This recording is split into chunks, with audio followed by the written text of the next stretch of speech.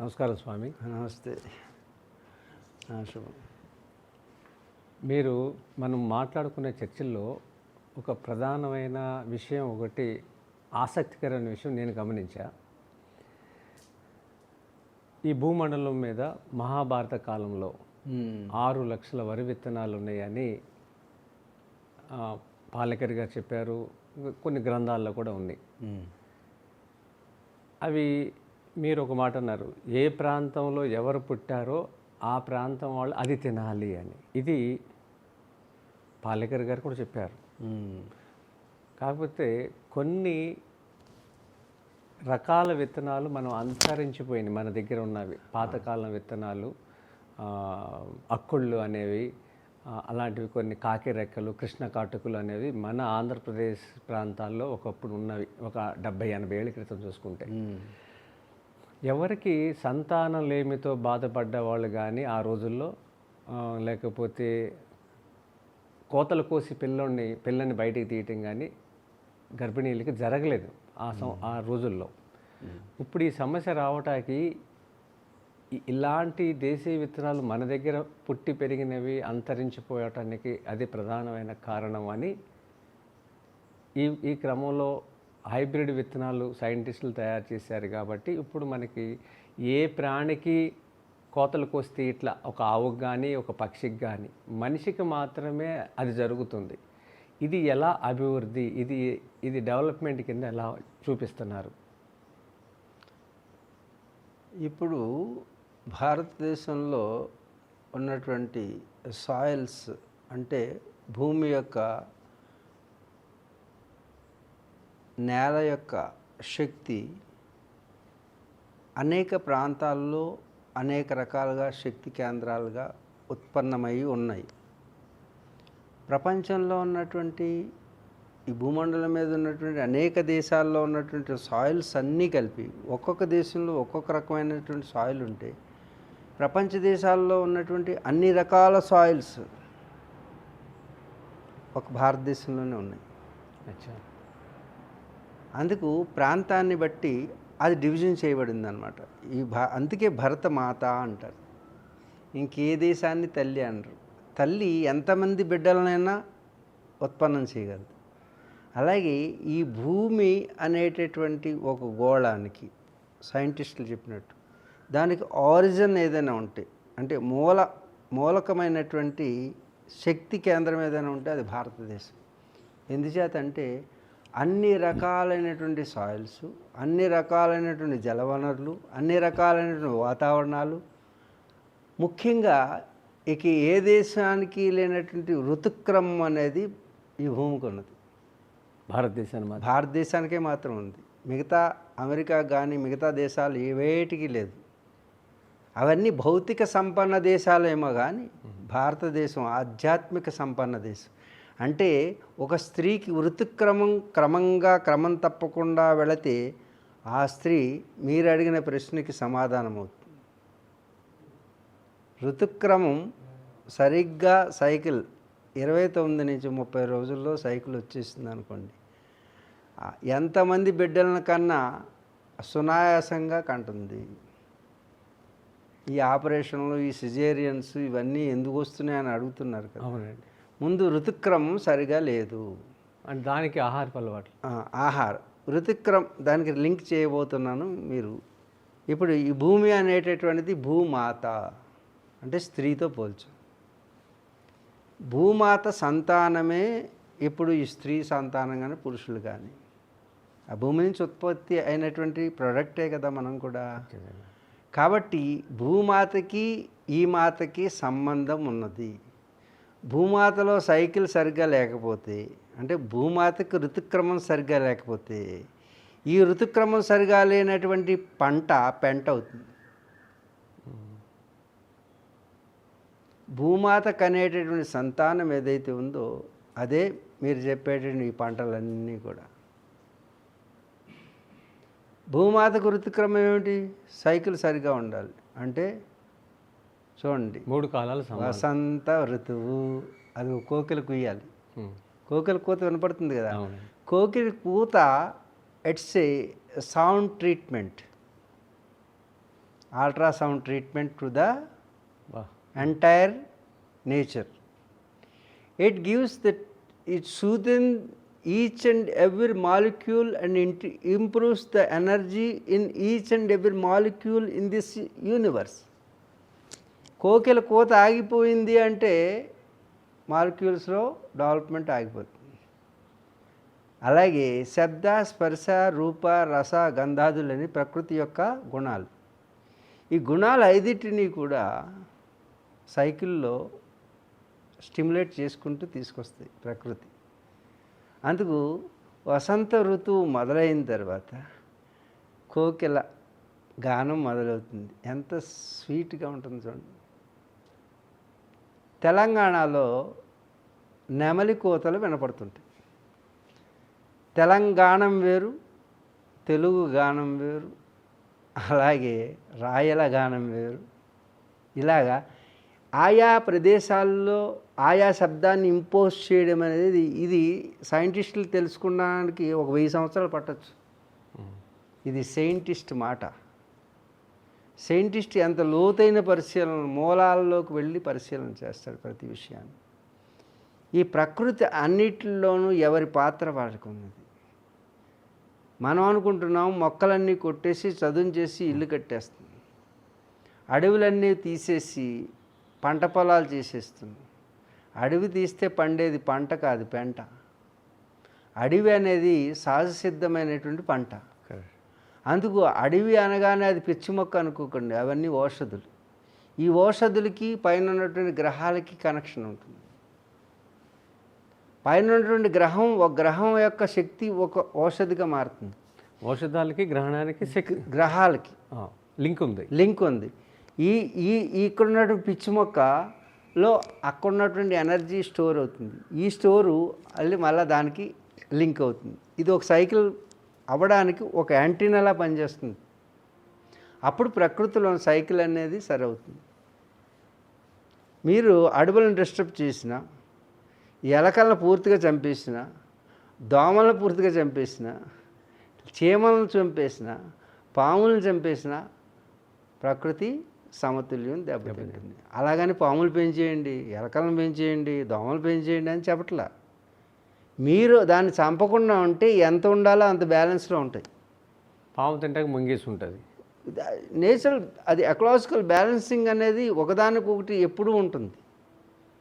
అది దాన్ని చంపింది అనుకుంటున్నాం, కానీ దానికి ఆహారంగా మారేటటువంటి హక్కు నేచర్ కల్పించింది. అర్థమవుతుందా? ఇవన్నీ సక్రమంగా జరిగితే ఒక సైకిల్ పూర్తవుతుంది. దాన్ని ఋతుక్రమం అంటారు. ఈ ఋతుక్రమం ఈ భూమికి ఈ ఋతువులన్నీ కాలానుగుణంగా వస్తే దాని నుంచి ఉద్భవించేటువంటి పంట పెంట కాకుండా ఉంటుంది. అది తింటే నీ పంట పండుతుంది. అంటే గర్భానం సరిగా ధారణ చేయాలంటే జైసా అన్ వైసా మన్. నీ మనసులో వచ్చేటువంటి ఆలోచనల యొక్క పరంపర, నీ బ్రెయిన్ నుంచి వచ్చేటువంటి అయానిక్ ఫ్లో, అంటే ఏదైతే న్యూరో యాక్టివిటీ ఉంటుందో ఆ న్యూరో యాక్టివిటీని బట్టి ఎంజైమ్స్, హార్మోన్స్ రిలీజ్ అవుతాయి. ఆ రిలీజ్ అయినప్పుడు అవి పొట్టలో చేరుతాయి. చేరిన తర్వాత ఫెర్టిలైజేషన్ అనేటటువంటిది ఎలా జరగాలి? ఇప్పుడు అందరూ కూడా స్త్రీలు ఎక్కువ పర్సెంట్ లేరు. పురుషుల్లో వరల్డ్ హెల్త్ ఆర్గనైజేషన్ సర్వే ప్రకారం 13 మందే ఉన్నారు మగాళ్ళు 100 మందికి. అంటే వాళ్ళు పురుషులుగా కనపడతారు, కానీ పిల్లలు ఉత్పత్తి చేయడానికి వాళ్ళకి లేదు, తండ్రి యోగ్యత లేదు, చేయలేరు. అంటే వాళ్ళు ఆ కణాలు మృగ్యం అయిపోయింది. అలాగే స్త్రీల్లో పీసీఓడి ప్రాబ్లం అంటున్నారు, ఏ పేర్లు పెడుతున్నారు, కానీ ఋతుక్రమం సరిగా లేదు. అంటే ఇది భారతదేశం స్వామి, ప్రపంచమంతా కూడా, భారతదేశం ఇంకా బెటర్. మరి జనాభా పెరుగుతూనే ఉన్నారుగా. ఎక్కడ సమృద్ధి ఉందో అక్కడ జనం పెరుగుతారు. సమృద్ధి అంటే ఫైనాన్షియల్ మ్యాటర్స్ కాదు. అర్థం. చాలామంది అనుకుంటారు డబ్బు ఎక్కువ ఉంటే, ధనం ఎక్కువ ఉంటే అది గొప్ప అని. అది ధనం మూలం ఇదం జగత్. జగత్తుకు ధనం అవసరమేమో కానీ, అర్థమైందా, జీవించడానికి సాధనం అవసరం. సాధన సంపత్తి కలిగినటువంటి దేశం భారతదేశం. సాధన సంపత్తి, ధన సంపత్తి కాదు. అందుకు భౌతికంగా చూసుకుంటే ఇది అభివృద్ధి చెందుతున్న దేశం అని ప్రపంచ దేశాలు చెప్తాయి. కానీ ఏనాడో అభివృద్ధి చెందిన దేశం ఆధ్యాత్మికంగా ఇది. అందుకే మీకు ఎన్నెన్ని దేశాల వాళ్ళు ఈ దేశం మీద దండయాత్ర చేశారు. ఎందుకు? డబ్బులు ఉన్న వాళ్ళ మీద దండయాత్ర చేస్తారా, లేని వాళ్ళ మీద దండయాత్ర చేస్తారా? ఎవరింటికి వెళ్తారు కన్ను వేయడానికి? సంపద ఉన్న వాళ్ళ దగ్గరికి. సంపద ఉన్న బ్యాంకుకి దోచడానికి వెళ్తారా, లేకపోతే పేదోడి దగ్గరికి వెళ్తారా, పెద్దోడి దగ్గరికి వెళ్తారా? అంటే ఇంతమంది డచ్ వాళ్ళు కానీ, మొఘలు కానీ, లేకపోతే హోములు కానీ ఎవరు దాడి చేసినా భారతదేశం మీద. అంటే ప్రపంచ దేశాలు బిస్కెట్ తినడానికి లేని రోజుల్లో, రొట్టె ముక్క తినడానికి లేని లండన్ లాంటి దేశాలు దాడి ఎందుకు చేసి? ఇక్కడ సంపదలు ఉన్నాయి కాబట్టి, ఇక్కడ మంచివాళ్ళు ఉన్నారు కాబట్టి. ఎన్నెన్ని సంపదలు దోచుకుపోయినా సాధన సంపత్తిని ఎవరు దోచుకు వెళ్ళలేరనేటువంటి సత్యాన్ని తెలిసినటువంటి ఋషులు ఉన్నటువంటి నేల వేదభూమి, కర్మభూమి. కాబట్టి ఇక్కడే దేవతలందరూ పుడతారు, ఆ దేవతల దగ్గరే ఋషులందరూ పుడతారు, ఋషుల దగ్గరే మనుషులందరూ ఉంటారు. అందుకు జనాభా పెరిగింది. ఉత్పత్తి కేంద్రం ఏది? జనాభా లేరంటే వాళ్ళ ఫెర్టిలిటీ లేదని అర్థం. అంటే వాళ్ళకి పుట్టించే సత్తా లేని వారని. భారతదేశంలో పుట్టించేటువంటి సత్తా ఉంది కాబట్టి అన్ని వనరులు పుడతాయి, అంతమందిని పోషిస్తుంది నా తల్లి భారతి. భరత సంతానమే ప్రపంచానికి రేపు ఆదర్శం అవుతుంది. భారతీయ డిఎన్ఏ 300 చిల్లర దేశాలు, 299 దేశాలు ఉన్నాయి. దాంట్లో ఇప్పటికే 99 దేశాలు మన భారతీయులే ప్రధానులు, ప్రెసిడెంట్లు. రేపు రాబోయే దేశాలన్నీ ప్రపంచం అడుగుతుంది, భారతీయుడా నన్ను కూడా రక్షించండి. మనం దోచుకున్నటువంటి ఈ యొక్క బ్రిటిష్ సామ్రాజ్యం, సూర్యుడు అస్తమించినటువంటి బ్రిటిష్ సామ్రాజ్యం కూడా ఈరోజు ప్రధాని ఎవరు? భారతీయ సంతతి. కాబట్టి భారతీయ డిఎన్ఏలో సామర్థ్యం ఉంది, ఉత్పత్తికి కేంద్రమైనటువంటి ఆధ్యాత్మిక శక్తి ఉన్నది, యుక్తి ఉన్నది. ఈ శక్తియుక్తులు రెండూ కలిగిన చోటే ఇంతమంది జనాభా పుట్టినా అందరం కూడా ప్రశాంతంగానే ఉన్నాం. కాకపోతే భారతీయ ఆచార వ్యవహారాలని దెబ్బతీయడం జరిగింది.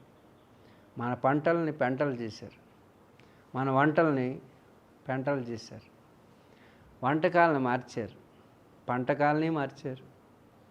ఈ రెండు మార్చడం వలన మానసిక ఒత్తిడి పెరుగుతుంది, సహజ జీవనం పోతుంది, అసహజమైనటువంటి జీవన విధానం వస్తుంది, మన తిండిలో మార్పు వచ్చేస్తుంది. కాబట్టి మీలాంటి వారు చేసే ప్రయత్నం, పాలేకర్ లాంటి వారు చేసే ప్రయత్నం, మీలాంటి విజయరామ్ గారు చేసే ప్రయత్నం రేపు ఈ లోకానికి ఒక శ్లోకం అంటే ఏమో కాదు, లోకం యొక్క శోకాన్ని తన శోకంగా మార్చుకుంటే తన శోకం శ్లోకం అవుతుంది. ఏమిటి? నీ శోకం లోకం కోసమైతే అది శ్లోకం అవుతుంది, నీ శోకం నీ కోసమైతే, నీ ఏడుపు నీ కోసమైతే అది శోకం అవుతుంది. అందుకు శోకము ప్లస్ లోకము = శ్లోకం. కాబట్టి మీరు ఇప్పుడు చేస్తున్న యాత్ర, మీ పాత్ర శ్లోకమై వర్ధిల్లుతుంది. 10 మంది మననం చేయడానికి మీ యాత్ర, మీ ఉద్యమం కొనసాగాలని. దాంట్లో ఉన్నటువంటి రహస్యం, ఈ సాయిల్లో ప్రపంచంలో ఉన్నటువంటి అన్ని సాయిల్స్ ఇక్కడ ఉన్నాయి, ప్రపంచంలో ఉన్న అన్ని వాతావరణాలు ఇక్కడ ఉన్నాయి, ప్రపంచంలో ఉన్నటువంటి అన్ని పువ్వులు ఇక్కడ ఉన్నాయి, అన్ని పళ్ళు ఇక్కడ ఉన్నాయి. అలాగా ఇక్కడ ఉన్నవన్నీ కూడా ప్రపంచానికి ఒక రిప్లికా. ఇక్కడ అన్ని వాతావరణాలు, అన్ని ఔషధులు ఉన్నాయి. కాబట్టి సమృద్ధిగా ఇక్కడ ఏది పండినా ఆ పంట పెంట కాదు, అమృతమే అవుతుంది. అంచేత దీన్ని బట్టి మనకి ఈ ఫెర్టిలిటీ తగ్గటం కూడా కారణం భూమి సైకిల్. భూమిలో కూడా సైకిల్ రావాలి. అంటే భూమి సైకిల్ ఎప్పుడు వస్తుంది? వాతావరణం సరిగా, అంటే వర్షాకాలం వర్షంలో, గ్రీష్మ ఋతువులో, వసంత ఋతువు రావాలి. ఇలా ఋతువులన్నీ కూడా రావడమే ఋతుక్రమం. స్త్రీకి వచ్చేటువంటి ఋతుక్రమం పోయింది. ఇప్పుడు ఆడపిల్లలందరికీ కూడా ఋతుక్రమం లేదు. ఎందుకంటే జంక్ ఫుడ్, మైదాకు బేస్డ్ ఉన్నటువంటి ఆహారం తింటున్నారు. ఏంటి? మైదా. అంటే ఇది మరి అవగాహన లేకపోవటమే కదండి. ఇలాంటి వారు అవగాహన కల్పించడానికి పుట్టారు కదా, అవగాహన కల్పించండి.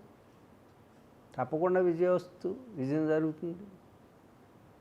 కాబట్టి మీ దగ్గర ఉన్నటువంటి పంటల్లో కొన్ని ఉన్నాయి కదా, పాత వరి వంగడాలన్నీ కోల్పోయిన వాటిని మహత్తర కార్యం చేత, బృహత్తర కార్యం చేత భగీరథుడు తపస్సు చేసినట్టు మీరు చేసి విత్తనాలన్నింటినీ సేకరించారు కదా.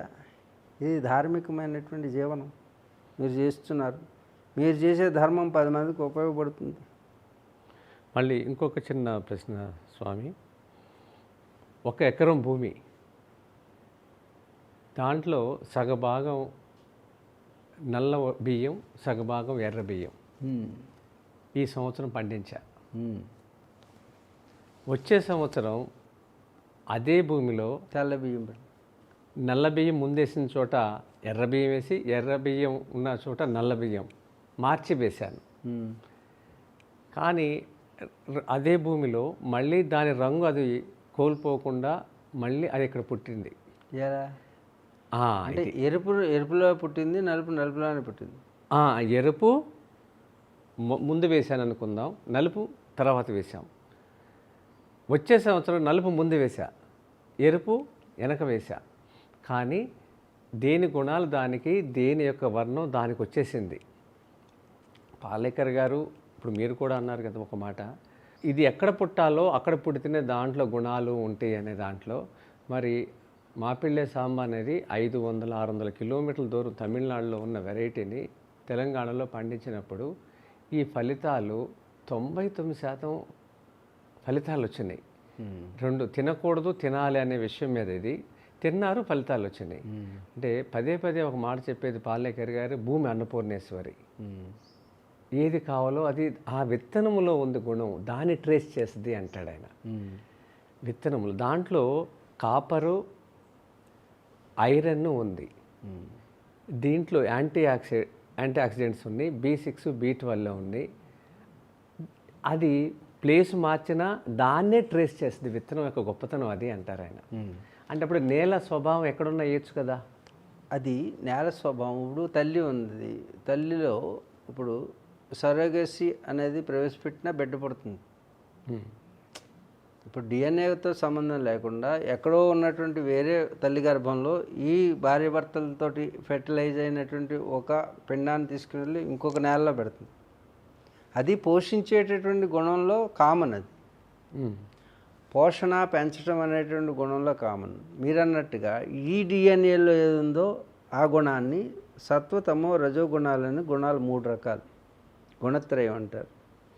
ఇప్పుడు ఈ విత్తనానికి అదే డిఎన్ఏ ఉంది, అంటే అదే రసాయనం, అదే ఆర్ఎన్ఏ ఉన్నది కాబట్టి ఏ ప్రాంతంలో వేసినా దాని యొక్క రిఫ్లెక్షన్ అలాగే వస్తుంది, కరెక్ట్ తీసుకుంటుంది. బేస్ అనేటటువంటిది నేలగా ఉంటుంది. కానీ ఇక్కడ నేను చెప్పేది ఈ డిఎన్ఏ, ఈ శరీరం ఉన్నది కదా, ఇప్పుడు ఈ ఆహారం అనేటటువంటిది అందరికీ కామన్గా లేదు. మీకు విత్తనం తీసుకుని అదే వచ్చింది, దాంట్లో రసాయనం ఏం మారిపోదు, అదే వచ్చింది, గుణం ఏది మారదు. స్వరూపం, స్వభావం, గుణం అని 3 ఉంటాయి. స్వరూపము, స్వభావము, గుణము వేటికైనా సరే సృష్టిలో. రూపం అలాగే ఉంటుంది, స్వభావం దాని యొక్క భావం, గుణం, ఈ 3 కూడా మార్పు చెందవు. వీటిని బట్టే అది తీసుకున్నటువంటి ఆహారంలో నీలోప స్వరూప స్వభావ గుణాలు మారుతాయి. అలాగే సాయిల్లో ఎక్కడైతే ఉన్నదో ఆ సాయిల్లో పుట్టినటువంటి వాడికి, తెలంగాణలో పుట్టిన వాడికి మ్యాచ్ అవుతుంది అనమాట. మ్యాచ్ అవ్వడానికి ఇప్పుడు చూడండి అంటుకట్టినట్టు ఉంటుంది, సహజసిద్ధంగా ఉండదు. ఇప్పుడు మీరు తెలంగాణలోనే పుట్టారనుకోండి, తెలంగాణ పంచభూతాలు మీరు తీసుకుంటారు. శరీరం అంటే పంచభౌతిక నిర్మాణం. ఇది పృథ్వీ, ఆపహ, తేజ, వాయుర్, ఆకాశమేవచ, ఇది పంచభూతాన్ని. 5 ఇవి. ఈ 5 ఇక్కడ తీసుకున్నప్పుడు ఏమవుతుందంటే ఇక్కడ ఉన్నటువంటి ఎన్విరాన్మెంట్కి అది తయారవుతుంది, అంటే తట్టుకుంటాం. ఈ శరీరం దాన్ని ఆకలింపు చేసుకుని మదర్ బోర్డు కింద ఏర్పడుతుంది. ఈ మదర్ బోర్డుకి సాఫ్ట్వేర్ని ఎలాగైతే అడాప్ట్ చేస్తాము అలా గుణాన్ని తీసుకొస్తాం. ఇప్పుడు బయట నుంచి ఫుడ్ ఏదైనా తీసుకొచ్చి దీన్ని మ్యాచ్ చేసామనుకోండి, యాక్సెప్ట్ చేస్తుంది, కానీ ఎక్కడో ఎర్రర్ చూపిస్తుంటుంది. ఎందుకంటే సహజతత్వానికి మ్యాచ్ అయిపోదు. డీజిల్ పెట్రోల్ కలిపేస్తే బండి నడుస్తుంది, కానీ ఎప్పుడు ఎఫెక్ట్ చూపిస్తుంది. అర్థమవుతుందా? డీజిల్ వెహికల్కి డీజిలే పోయింది, పెట్రోల్ వెహికల్కి పెట్రోల్ పోయింది. If there is no possibility just to sake of maintenance, అంటే మనం అక్కడెక్కడో ఆగిపోయింది, అక్కడ డీజిలే దొరుకుతుంది, పెట్రోల్ దొరకట్లేదు, ఏం చేస్తాం? బండి నడవాలి, వేసేసాం, అలా వేస్తున్నాం అనమాట. మనం సహజసిద్ధంగా మీరు ఏ ఏ ప్రాంతాల్లో ఉన్నవాళ్ళు ఆయా ప్రాంతాలు మైగ్రేట్ అవ్వడం అనేది మన భారతదేశంలో లేదు, తెలుసా మీకు? మైగ్రేషన్ అనేది లేదు. మైగ్రేషన్ అంటే ఒక ప్రాంతం నుంచి ఇంకో ప్రాంతం, అది కొన్ని జిప్సీలకు మాత్రమే, కొన్ని కులాలు కొన్ని జాతులకు మాత్రమే ఉండేది. జిప్సీలు అలా తిరుగుతుండేవారు. కానీ మనకి అభివృద్ధి వికాసం అనే రోడ్లు ఇవన్నీ ఏర్పాట్లు చేయడం పూర్వం రాజులు కూడా ఏర్పాటు చేసిన ఏ దేశ జనాభా ఆ దేశంలోనే ఉండేవారు, ఆ దేశాన్ని పాటించేవారు. ఏంటి? రాజు యొక్క ఆదేశాన్ని పాటించి ఆ దేశంలోనే ఉండేవారు. ఇప్పుడు సందేశం లేదు, ఏ దేశం లేదు, ఏ దేశం నుంచి ఎక్కడికైనా పోతున్నారు.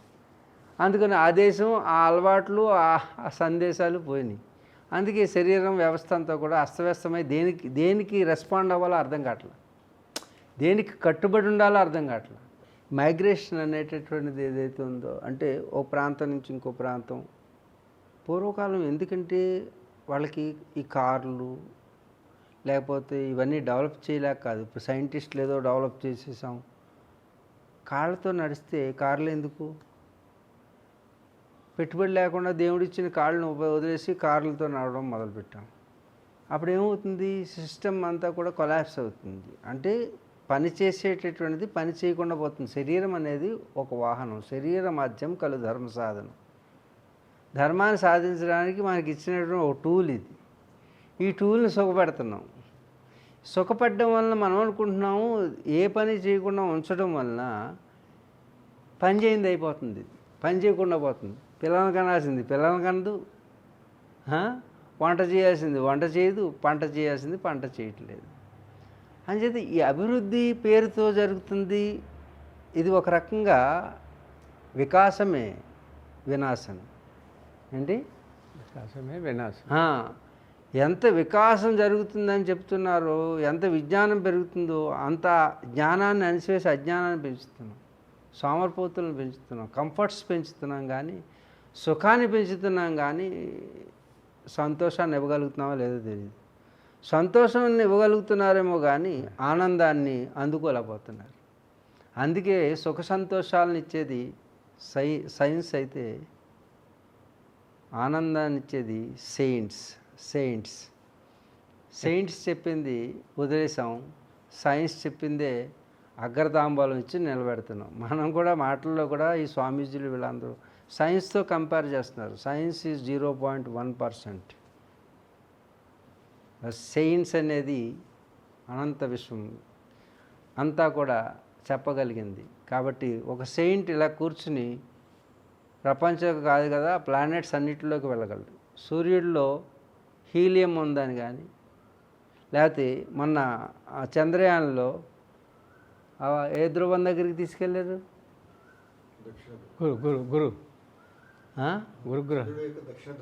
దక్షిణ ధ్రువం కింద ఉన్నటువంటి అక్కడికి ఎందుకు వెళ్ళారు మన వాళ్ళు? చీకటి ఉంటుందని తెలిసి ఎందుకు వెళ్ళారు? ప్రపంచ దేశాలన్నీ కూడా అక్కడికి వెళ్ళట్లేదు, మన వాళ్ళు ఎందుకు వెళ్ళారు తెలుసా మీకు? చందమామ రావే, జాబిల్లి రావే, కొండెక్కి రావే, కోటి పూలు దేవే, చిన్నప్పుడు ఉగ్గుపాలతోటి పెట్టి చెప్పారా? ఆ పాట ఏదో పిచ్చదనుకున్నారు, దాని వెనకున్న సైన్స్ ఏంటో తెలుసా? చందమామ, చంద్రుడు మామయ్య నీకు ఎలా అవుతాడు అని బిడ్డకి చెబుతుంది. అదేదో పాట అందరూ పాడుకుంటూ వచ్చేసారు. కానీ నేను మొన్న చంద్రయాన్ చేసినప్పుడు, నన్ను ఇంటర్వ్యూ చేసినప్పుడు నేను చెప్పాను ఈ విషయం. ఎందుకు చంద్రయాను అక్కడికి వెళ్ళింది అనేదానికి చందమామ రావే, జాబిల్లి రావే అనే పాటలో ఉన్న రహస్యాన్ని సైంటిస్టులు ఎలా కనుక్కున్నారు వాడు కూడా తెలీదు. కానీ ఉగ్గుపాలతో మన తల్లి ఆ పాట పాడింది కాబట్టి ఆ ఆలోచన అనేది బిల్టప్ అవుతుంది మనలో. చంద్రుడు మామ ఎలాగంటే భూమి నుంచి విడిపడినటువంటి ఒక మొక్క. చంద్రుడు.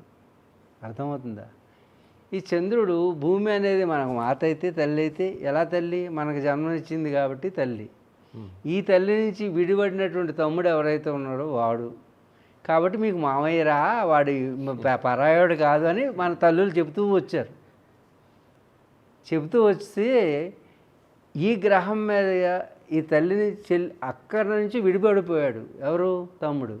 అక్కను చూస్తూ అలా ఉండిపోయాడు అనమాట. అక్క, ఏ దుష్టగ్రహం మన ఇద్దరం కలిసి ఉండడం చూడలేకపోయిందో, మన ఇద్దరిని విడదీసింది, నీకు దూరం అయిపోయాను అక్క, నీకు పెళ్లి చేయకుండా వెళ్ళిపోయానే, కళ్యాణం చేయలేదే, తమ్ముడుగా నా బాధ్యత నిర్వర్తించదు, అయ్యో అని బాధపడుతూ అలా చూస్తూ తిరిగాడు. అందుకే స్టాటిక్గా తిరుగుతాడు చంద్రుడు, ఇలా తిరగడు. చంద్రుడు ఎప్పుడు ఇలా తిరుగుతుంటాడు, అలా అక్క చుట్టూ తిరుగుతూ అలా చూస్తున్నాడు. అందుకే ఒక ముఖం తెల్లగా ఉంటుంది, ఒక ముఖం నల్లగా ఉంటుంది, వెనకంతా చీకటి ఉంటుంది. అర్థమైందా? అలా చూస్తూ తిరగడం వల్ల ఒళ్ళు మర్చిపోయాడు. అక్క, నీకు పెళ్లి చేయలేదు, ఏం చేయాలి, నీకేం ఇవ్వకుండా వచ్చాను అంటే. ఇది వ్యంగ్యంగా చెప్పినా దాని వెనక రహస్యం ఒక పెద్ద సైన్స్ ఉంటుంది వెనక. నేనేమి ఇవ్వగలను అని అక్క వంక చూస్తూ వెనక ఎలా, నా వెనక ఏం పోగు చేసుకుని వెనక చూసుకున్నాడు. వెనక అంతా ఐస్ గడ్డలు ఉన్నాయి. ఏమున్నాయి? ఇది తిరిగి వెనక నీడపడిపోయి ఐస్ వెనకాల బరువు అయిపోయింది. అమ్మ, నా వెనక ఏముందంటే, ఇది ఉంది ఐస్ గడ్డ వేసేట్టు. అది సముద్రం అయింది. ఆ సముద్రం ఇచ్చి పెళ్లి చేస్తే అక్కకి అప్పుడు బిడ్డలు పుట్టడం మొదలుపెట్టింది. ఇది ఈ భూమి యొక్క చరిత్ర. అర్థమైందా? అర్థం కదా? అప్పటి వరకు మొక్క లేదు, ఏమీ లేదు ఇక్కడ. ఆ సముద్రం ఆకాశ సృష్టి. ఇప్పుడు సైకిల్ స్టార్ట్ అయింది. సైకిల్ స్టార్ట్ అయ్యి ఇన్ఫెర్టైల్ ల్యాండ్ ఫెర్టైల్ మొదలు. అది తల్లి అయింది. తల్లి అయితే చూసుకుంటున్నాడు. అందుకు ఏముంది తమ్ముడి దగ్గర అంటే వెనక నీరు ఉంది. ఆ నీరు ఉన్నటువంటి గ్రహం. అందుకే చంద్రుడు జలాధిపతి. మన శాస్త్రాలు ఏముంటుంది? చంద్రుడు జలాధిపతి. జలం చంద్రుడు. చంద్రుడు మన బ్రెయిన్ ఆపరేట్ చేస్తుంటాడు. మన బ్రెయిన్ మీద పనిచేస్తుంది చంద్రుడు. అమావాస్యకి పౌర్ణమికి కూడా డిఫరెన్స్. నాట్ ఓన్లీ అమావాస్య అండ్ పౌర్ణమి. అసలు మీకు అధిపతి చంద్రుడి యొక్క ప్రభావం ఇది. అందుగురించి బ్రెయిన్ ఆలోచనకి అతను అధిపతి. ఈ ఆలోచనలన్నీ చంద్రుడి నుంచి వస్తాయి. మామయ్య ఇస్తుంటాడు. కవులు కూడా ఆలోచనలన్నీ మామయ్య ఇస్తుంటాడు. మామయ్య దగ్గర నుంచి ఎవరే మేనల్లుడు అని. అందు గురించి ఈ సైంటిస్టులు ఈ కథను ఆధారంగా చేసుకుని చిన్న లాజిక్ను ఉపయోగించి ఆ ధ్రువం దగ్గరికి వెళ్ళారు. ప్రపంచ దేశాలు ఎవ్వరూ కూడా వెళ్ళనటువంటి దగ్గరికి అక్కడ ల్యాండ్ అయ్యారు. అక్కడ ల్యాండ్ అయితే పక్కనే ఉంటుంది కదా చీకటి. అక్కడికి దగ్గర నీరు ఉంటుందని తెలుసుకున్నారు. నీరు ఉందని తెలిసింది. మన ఏనాడో చందమామ రావే అనే పాట ఉగ్గుపాలతో పెట్టి మన తల్లులు ఎందుకు పాడారంటే, ఎప్పటికైనా ఈ ఆలోచన ఉన్నవాడు వస్తాడు, వాడు సైంటిస్ట్ అవుతాడు. ఈ సైంటిస్ట్గా పుడతాడు. అప్పుడు ఆ ఆలోచన ఇంప్లిమెంట్ చేసి ఆ చంద్రయాన్ చేస్తాడనే ఉద్దేశంతో ఈనాడో పెట్టిన పాట అది. అది ఈనాడు పాటై ఏ పోటు లేకుండా మనం ప్రపంచ దేశాల్లో గొప్పవాడు. అందుకు సైంటిస్ట్ గొప్పవాడా అంటే సైంటిస్ట్ గొప్పవాడా? మన తల్లి పాట గొప్పదా? తల్లి పాట. ఇది మూఢనమ్మకం కాదు. మనం మూఢులమైతే నమ్మకాలు మూఢనమ్మకాలు అవుతాయి, నమ్మకాలు అమ్మకాలు అవుతాయి. కాబట్టి ప్రతి అణువులో కాళాగజ్జ, కంకాలమ్మ, ఏగులు చుక్క, ఎలకమ్మగ్గా అని పాడతారు. తెలుసా మీకు? పాట విన్నారా? కాళ్ళకి గజ్జ వస్తే వేగుల చుక్క పొడిచినప్పుడు అర్థమైందా? ఇదివరకు గజ్జి వచ్చేసింది అందరికీ, పిల్లలందరికీ. అది పెద్ద గోకేసుకుంటుండేవారు అందరూ. గజ్జి అనేది మొత్తం వచ్చిందంటే వదలదు, మొత్తం చుట్టుపక్కల ఏరియా అంతా వచ్చేస్తుంది. ఆ గజ్జి మహంకాళి అనమాట. కాళా గజ్జి కంకాళమ్మ. కంకాళమ్మ అంటే అది ఒక పెద్ద అసురశక్తిలాగా. కంకాళమ్మ అంటే మహంకాళి ఇలాగ అనమాట, వదలేదు కాదు. వేగుల చుక్క, పైన చుక్క వేగుల చుక్క అని కనపడుతుంది. అది బ్రైట్గా కనపడినప్పుడు ఎలక మొగ్గ, యాలక మొగ్గ, యాలక్కాయ, అదేంటి ఏంటంటారు, మొగ్గ లవం మొగ్గ. ఆ మొగ్గను అరగదీసి ఆ గజ్జికి రాస్తే తగ్గిపోద్దిరా బాబు అని అర్థం. పెద్ద మెడిసిన్, డాక్టర్లు, ఇవి చదువులు, ఇవన్నీ అంటే వైద్యాన్ని పాటల్లో పెట్టేశారు. వైద్యం కాదు, మీరు ఎన్ని పాటలు ఉన్నాయో అన్ని పాటలు నా దగ్గర తీసుకురండి, వాటిలో పాట ఏంటో చూపిస్తాను నేను. ఇవన్నిటి మీద ఒక యోగి, ఆహా నా తల్లి భారతి ఎన్ని రకాలుగా విజ్ఞానాన్ని, విజ్ఞాన తృప్తాత్మ అని ఎన్ని రకాల బోధనలు చేసిందో అవన్నీ వదిలేసి twinkle twinkle little star up above the world so high అండి. Rain rain go away. మనం వర్షం వస్తే దేవుడా దేవుడా అని దండం పెట్టుకుంటాం, వీడు వర్షం రాకూడదని దండం పెట్టుకుంటాం. అంటే దరిద్రాన్ని కోరుకునే పాటలు పిల్లలకు నేర్పుతాం. వాన వాన వల్లప్ప, ఎండలు కాచేది ఎందుకురా, వానలు కురిచేటందుకురా. చూడండి ఎంత సింపుల్గా, వానలు కురిచేది ఎందుకురా, పంటలు పండేటందుకురా. ఎండలు కాస్తాయని ఓ ఎండ కాసేస్తుంది ఏసీ పెట్టుకుంటాడు. ఏసీ పెట్టుకోవడం వల్ల బయట ఎన్విరాన్మెంట్ దెబ్బతింటుంది. ఒక సైకిల్ ఆఫ్ విధ్వంసం సైంటిస్టులు చేసింది. పెద్ద టీవీల్లోకి వచ్చి సైంటిస్టులు గొప్ప కనిపెట్టారు, గొప్ప వాళ్ళు అంటున్నారు. ఆ వ్యాపారం చేసుకోవడానికి వచ్చింది. ఏ సైంటిస్ట్ అయినా లోక కళ్యాణం కోసం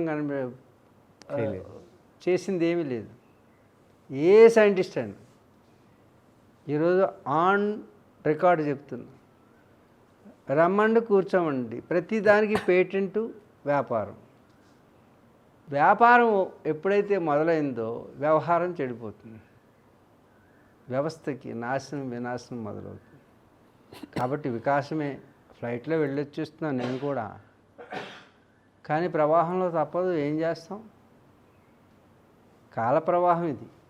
ఆ కాల ప్రవాహంలో వచ్చే మార్పులు ఇవన్నీ తిరిగి మళ్ళా సైంటిస్ట్ రోజులు రాబోతాయి. ఈ సైకిల్ అనమాట. ప్రతి ఆవృతం జరుగుతూనే ఉంటుంది ఈ ప్రపంచంలో. చాలా చెడిపోయిందండి లోకం అంటుంటారు, చెడిపోతుంది అంటుంటారు. చెడిపోవడం దాని సహజ లక్షణం. ఇప్పుడు పుష్పం ఏమవుతుంది, చెడిపోతుందా అలాగే ఉండిపోతుందా? అలా ఉండిపోతే ప్లాస్టిక్ పుష్పం, అది పనిచేయదు, వాసన రాదు, మరలా ఎందుకు పనిచేయదు. అందుకే అలా ఉండిపోకూడదు. పుష్పం ఏమైపోవాలి, రాలిపోవాలి, వడిలిపోద్ది. రాలిపోతాయి రేకులు, రాలిపోతేనే దాంట్లోంచి పిండి వస్తుంది. పిండి అలాగే ఉండిపోయింది అనుకోండి, అది పనిచేయదు, అది కాయ అయిపోతుంది. లావు అయిపోయిందండి ఎంత ఉండేది అని అనుకోకూడదు మనం, అది కాయ అవుతుందని తెలుసుకోవాలి. ఆ కాయ పండు అయిపోతుంది. పండు ఏమవుతుంది, ఇత్తనం కుళ్ళిపోతుంది.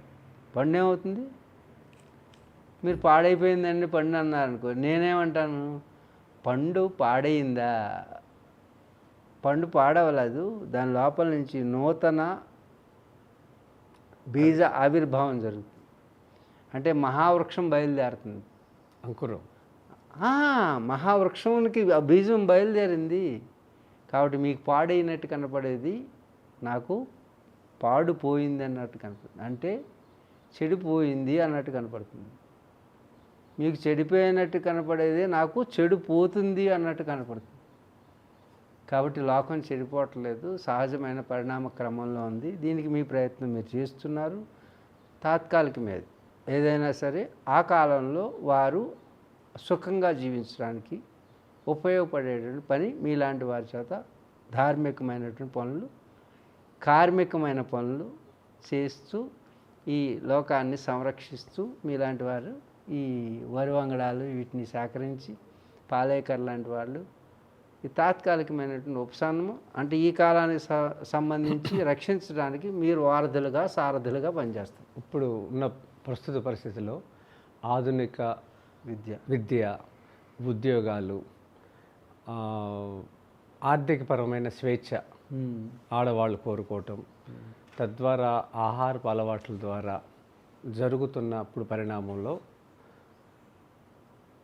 అమెరికాలో, భారతదేశంలో చూస్తే ఆటిజం అనేది ఒక కొత్త వ్యాధి బయటకు వచ్చింది. ఇది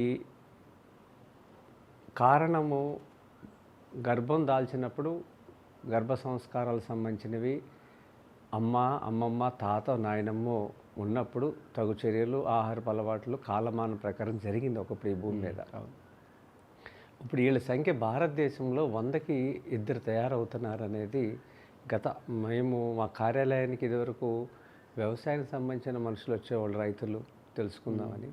ఇప్పుడు ఇలాంటి పిల్లల్ని తీసుకొచ్చి వీళ్ళకి ఏం ఆహారం పెట్టాలనే సంఖ్య పెరుగుతుంది. ఇది చాలా బాధాకరం. అంటే వీళ్ళని పెంచటం అనేది చావు కన్నా భయంకరమైంది. అవును, నా దగ్గర చాలా కేసులు వచ్చినాయి. Mentally retarded. ఇది అమెరికాలో కూడా నేను వెళ్ళడం జరిగింది. నా దగ్గరికి చాలామంది వచ్చారు. వరల్డ్ హెల్త్ ఆర్గనైజేషన్ కూడా దీని మీద ఒక కమిటీ వేసింది. దాదాపు ప్రపంచంలో టాప్ సైంటిస్టులు 11 మంది బృందాన్ని ఒకటి ఏర్పాటు చేసింది. ఎందుకంటే వరల్డ్ ఎకానమీ దీని ద్వారా రాబోయే రోజుల్లో క్లోజ్ అయిపోయే ప్రమాదం ఉంది అని గుర్తించింది. అందుగురించి WHO ఒక బృందాన్ని ఏర్పాటు చేసింది. ఆ బృందం ఏం చేయాలంటే దీనికి సొల్యూషన్ కనుక్కోవాలి అనుకుంది. అప్పుడు ఈ బృందం అంతా కూడా ఎలా మూసుకుపోతుందంటే ఎకానమీ, ఓ పక్క నుంచి పుట్టిన వాళ్ళేమో ఇలా పుడుతున్నారు. ఒకడు పుడితే ఆ తల్లిదండ్రులు కాకుండా చుట్టుపక్కల ఒక నలుగురు ఆ మనిషిని ఎత్తుకెళ్ళడం, వాడికి కావాల్సినవి చేయడం, అంటే ఆ వాళ్ళు చేసేటువంటి ప్రొడక్టివిటీ అంతా వీడికి ఆగిపోతుంది. పైగానేమో వాళ్ళకున్న ఆస్తులు కూడా తరిగిపోతాయి. తద్వారా ఎకానమీ పడిపోతుంది, కుటుంబ ఎకానమీ. ఇంకొక రెండో సైడ్ నుంచి ఎలా వస్తుందంటే ముసలితనం, ఓల్డ్ ఏజ్ వాళ్ళకు కూడా మెంటల్లీ రిటార్టెడ్ అయిపోతున్నారు. ఈ రెండు వైపుల నుంచి మూసుకుపోయి వీడికి 3 అటెండెంట్స్ కావాల్సి వస్తున్నారు. కాబట్టి ఆ 3 ఎకానమీ కూడా క్లోజ్ అయిపోతుంది. దీనికి సొల్యూషన్ ఏంటని అలా అలా అలా అలా ప్రపంచం అంతా తిరుగుతూ మా దగ్గరికి రావడం జరిగింది, మా ఆశ్రమానికి ఆ బృందం. దానికి ఒక సొల్యూషన్ చెప్పాము. అది లండన్లో నన్ను అక్కడికి రమ్మన్నారు. ఆక్స్ఫర్డ్ యూనివర్సిటీలో ఆ రీసెర్చ్ ఇది చేద్దామని. నేను దాని సొల్యూషన్ ఏంటంటే న్యూరో యాక్టివిటీని ఎలా యాక్టివేట్ చేయాలి, దాని గురించి సంబంధించినటువంటి మన భరతముని చెప్పినటువంటి నాట్యశాస్త్రంలో ఉన్నటువంటి షడ్విధాలైన నవ్వులను చూపించాను. ఏంటి 6 రకాల నవ్వులు ఉన్నాయి. ఈ 6 రకాల నవ్వుల్లో ఏ నవ్వితే చూడండి మీరు, ధాన్యం మందులు ఇవి కాదు, నవ్వు కూడా ఒక మందే. అర్థమైందా? నవ్వు ద్వారా మాత్రమే ఇది తగ్గుతుంది అని చెప్పాను సొల్యూషన్. చూడండి, దీంట్లో 6 రకాల నవ్వులు. నేను హసిత యోగం అని కొన్నాళ్ళు చాలామంది CEO-లకి వీళ్ళందరికీ కూడా, అలాగే పెద్ద పెద్ద పోస్టుల్లో ఉన్న వాళ్ళందరికీ నవ్వు మాత్రమే ఒక యోగంగా నేర్పాను, హసిత యోగం అని. దాని ద్వారా సౌత్ ఈస్టర్న్ రైల్వే DRMలు వీళ్ళందరూ మొత్తం ఆ ఏరియాలో ఆ ఒక్కడిని తన ముఖం నవ్వుల్లోకి తీసుకురావడం వలన అక్కడ ఉన్న ప్రొడక్టివిటీ ఎలా పెరిగిందో నిరూపించాను. అంటే నవ్వు అనేటటువంటిది మన నాడీ మండల వ్యవస్థ మీద ఎలా పనిచేస్తుంది. అందుకే నవ్వలేవు నువ్వు లేవు, నువ్వు లేవు నవ్వలేవు అన్నాను. అంటే ఈ సృష్టిలో ఎవరికైనా ఏదైనా వరం ఉంటే సృష్టి యావత్తుకి, సృష్టిలో అనేక రకాల 84 లక్షల జీవరాశులు వచ్చినాయి, అన్నీ పుట్టినాయి. కానీ ఈ వేటికి లేనటువంటి దివ్యమైనటువంటి వరం కానుక ఆ సృష్టి ఇచ్చిందంటే అది నవ్వు. ఆ నవ్వు మనిషి మర్చిపోయాడు. ఎక్కడైనా చూస్తున్నారు 16 ఏళ్ళ అమ్మాయి కూడా నవ్వనవ్వలు ఆడుతున్న అమ్మాయి అనేది, నవ్వుతూ ఉన్న అమ్మాయి ఎవరైనా కనపడ్డారా మీకు? లేదు. స్కూల్ నుంచి వచ్చి పిల్లలు బ్యాగులు మోసుకుని ఎప్పుడు ఇంటికి వెళ్ళి పడిపోదామా అని మొక్కం పెట్టు. పోని మధ్య తరగతి, పోని వయసు వచ్చిన వాళ్ళు, పెళ్ళి అప్పుడే కళ్యాణమై నూతన వధూవరులను ఎప్పుడైనా చూసుకొని వాళ్ళు తుల్లి పడుతూ నవ్వుతూ ఉంటారా భార్య భర్తలు? అంటే ఒకరిని చూసి ఒకటి ముఖం అలా అనుమానాస్పదమైన ముఖం పెట్టు. పోనీ 2-3 పిల్లల కన్నా భార్య భర్తలు ఎవరైనా హాయిగా నవ్వుకుంటూ కనపడ్డారా అంటే అక్కడ ఉండడం లేదు. పోనీ అన్నీ తీరిపోయినాయి కదా, వయసు వచ్చింది కదా అని ముసలివాళ్ళు ఎవరు నవ్వుకున్నారంటే చింతాగ్రస్త, బాల్యావస్థ క్రీడాసక్త, తరుణావస్థ తరుణాసక్త, వృద్ధావస్థ చింతాగ్రస్త అన్నారు ఆదిశంకర్ల వారు. అంటే చిన్నప్పుడు పిల్లలందరూ ఆటలందు ఆసక్తి కనిపిస్తారు బాల్యంలో, యవ్వనంలోకి వచ్చిన తర్వాత ఒకరినొకరు చూసుకున్న వాళ్ళు గడిపేస్తారు. ఇక ముసలితనం వచ్చిన తర్వాత గతం తలుచుకుంటూ ఏడుస్తూ బతికేస్తుంటారు, ఈడ్చుకుని వెళ్తుంటారు ఈ జీవితాన్ని అంతా. కాబట్టి ఎక్కడ నీ గురించి నువ్వు తెలుసుకుంటావు. ఎక్కడ నవ్వే అవకాశం ఉంది. కాబట్టి ఈ నవ్వలేవు, నువ్వు లేవు, నవ్వలేవు. If you are not in presence, మీరు ఇప్పుడు నేను చెప్పే విషయాన్ని ఆనందించలేకపోతే, ఆస్వాదించలేకపోతే మీకు నవ్వు రాదు. అందరూ ఏం చేస్తున్నారు, ఎవరితో మాట్లాడుతుంటారు, మరి మనసు ఎక్కడికో వెళ్ళి. Correct. They are not conscious. If there is no conscious, how can he smile? అందుగురించి నువ్వు నవ్వాలంటే నువ్వు బ్రతికుండాలి. బ్రతికున్నవాడే నవ్వగలుగుతాడు. నవ్వితే శివం, నవ్వకపోతే శవం. గట్టిగా చెప్పండి. శవం. నేను అనలేదు, మీది నోటితో అనిపిస్తాను. కాబట్టి నవ్వితే శివం. అందుకే ఈ టీవీ చూసే వాళ్ళందరూ కూడా కాస్త నవ్వడం నేర్చుకోండి. నవ్వితే రేపు రాబోయేటటువంటి రోగాలు సగం తగ్గుతాయి. 6 రకాల నవ్వులు ఉన్నాయి. అందుకే ఈ లాఫింగ్ క్లబ్లకు వెళ్ళకండి. ఆ లాఫింగ్ క్లబ్లు హాహాహా అని నవ్వుతారు. అదే ఆర్టిఫిషియల్ నవ్వు అనేది. అది కాదు. అది హసితము, స్మితము, మందస్మితము, హసితము, అపహసితము, అతిహసితము, ప్రహసితం అనేటువంటి నవ్వులు ఉన్నాయి. ఏ నవ్వులు నీకు యోగాన్ని ఇస్తాయి, ఏ నవ్వులు రోగాన్ని తెస్తాయి. ఇప్పుడు లాఫింగ్ క్లబ్లో నవ్వే నవ్వులన్నీ రోగాలను తెస్తాయి. అది నవ్వే కాదండి. అది నవ్వు కాదు. చూడండి, మీకు రావణాసురుడు ఎలా నవ్వేవాడు? హా హా హా హా. అది అతిహసితం, అపహసితం, ప్రహసితం. అందుకు రాక్షస నవ్వులు నవ్వకండి. హసితము, స్మితము, మందస్మితము ఈ అనుభవజ్ఞులైనటువంటి యోగ్యులైనటువంటి వాళ్ళ దగ్గర తెలుసుకోండి. నేను అందుకే దీనికి హసిత యోగం అన్నాను. లాఫర్స్ క్లబ్ కాదు. అదే లాఫర్స్ క్లబ్ కాదు. ఏంటి లాఫర్స్ అన్నానా? క్షమించండి, లాఫర్స్ క్లబ్ కాదు. అర్థమైందా? లాఫర్ క్లబ్ అనే మీరేమనుకోకండి. లాఫర్స్ క్లబ్ కాదు. హసిత యోగం, నవ్వు యొక్క యోగం. నవ్వితే శివం, నవ్వకపోతే మీ ఇష్టం. కాబట్టి మీరు ఇలా ఉండాలనుకుంటున్నారా, అలా ఉండాలనుకుంటున్నారా? శివం అంటే కళ్యాణం. మీ జీవితం అంతా కూడా కళ్యాణం వైభవంగా జరగాలంటే మీ ముఖం మీద నవ్వు ఉండాలి. నవ్వు పువ్వులా నువ్వు. పువ్వు నవ్వుతుందా? పెదాలు ఉందా? కానీ పువ్వుని చూసిన వెంటనే ఏడుపు ముఖం కూడా నవ్వుతుంది. అందుకే పెదాలు లేని పువ్వు నువ్వే నవ్వితే పెదాలు ఉన్నటువంటి నువ్వు నవ్వలేవా? కాబట్టి ఈ నవ్వుని సొల్యూషన్గా చెప్పాను సైంటిస్టుల బృందానికి. ఓహవా అన్నారు. వాళ్ళు టెస్ట్ చేసుకున్నారు. నన్ను అక్కడ ఆక్స్ఫర్డ్లో ఏది డాక్టరేట్ ఇస్తాను. నాకేమి ఇస్తారంటే డాక్టరేట్. అంటే నువ్వు నీకు తెలియదు, కానీ ఈ విషయం నీకు తెలియదు. ఏ విషయం? ఈ విషయం. దీని మీద రీసెర్చ్ చేసి నేను చెప్పిన విషయానికి నాకు డాక్టరేట్ ఇస్తాను. తెలియనోడు నాకు డాక్టరేట్ ఇస్తాడు. మరి నీకు ఇది ఎలా ఉపయోగపడుతుంది? పేటెంట్ వాడు తీసుకుంటాడు. ఇవన్నీ వ్యాపారం. 100%. తర్వాత ఏం చేశాడు ఒబామా? బ్రెయిన్ మ్యాపింగ్ మిషన్ అని ఒకటి పెట్టాడు. అది సెనేట్ మొత్తం వాళ్ళు పార్లమెంట్ ఒప్పుకోలేదు. ఒప్పుకోకపోతే తను పర్సనల్గా తీసుకుని చేశాడు. అయితే దీనికి ఇప్పుడు ఆహారానికి లింక్ ఏంటి? వ్యవసాయానికి. అది మాట్లాడుకుందాం. అదొక స్టోరీ. ఇప్పుడు వ్యవసాయానికి వద్దాం. వ్యవస్థకి సాయమే వ్యవసాయం. వ్యవస్థని ఒక గ్రూపుగా తీసుకొని, అంటే సమాజాన్ని సాయం చేసేటటువంటిది ఒకే ఒకటి. ఇక మిగతా అన్నీ అక్కర్లా. ఏది? ఈ సైంటిస్టులు చెప్పేటువంటి అవసరాలు ఇవన్నీ అనవసరాలు. అవసరాలు కాదు, ఇది అవసరాలుగా తయారు చేసిన అనవసరాలు.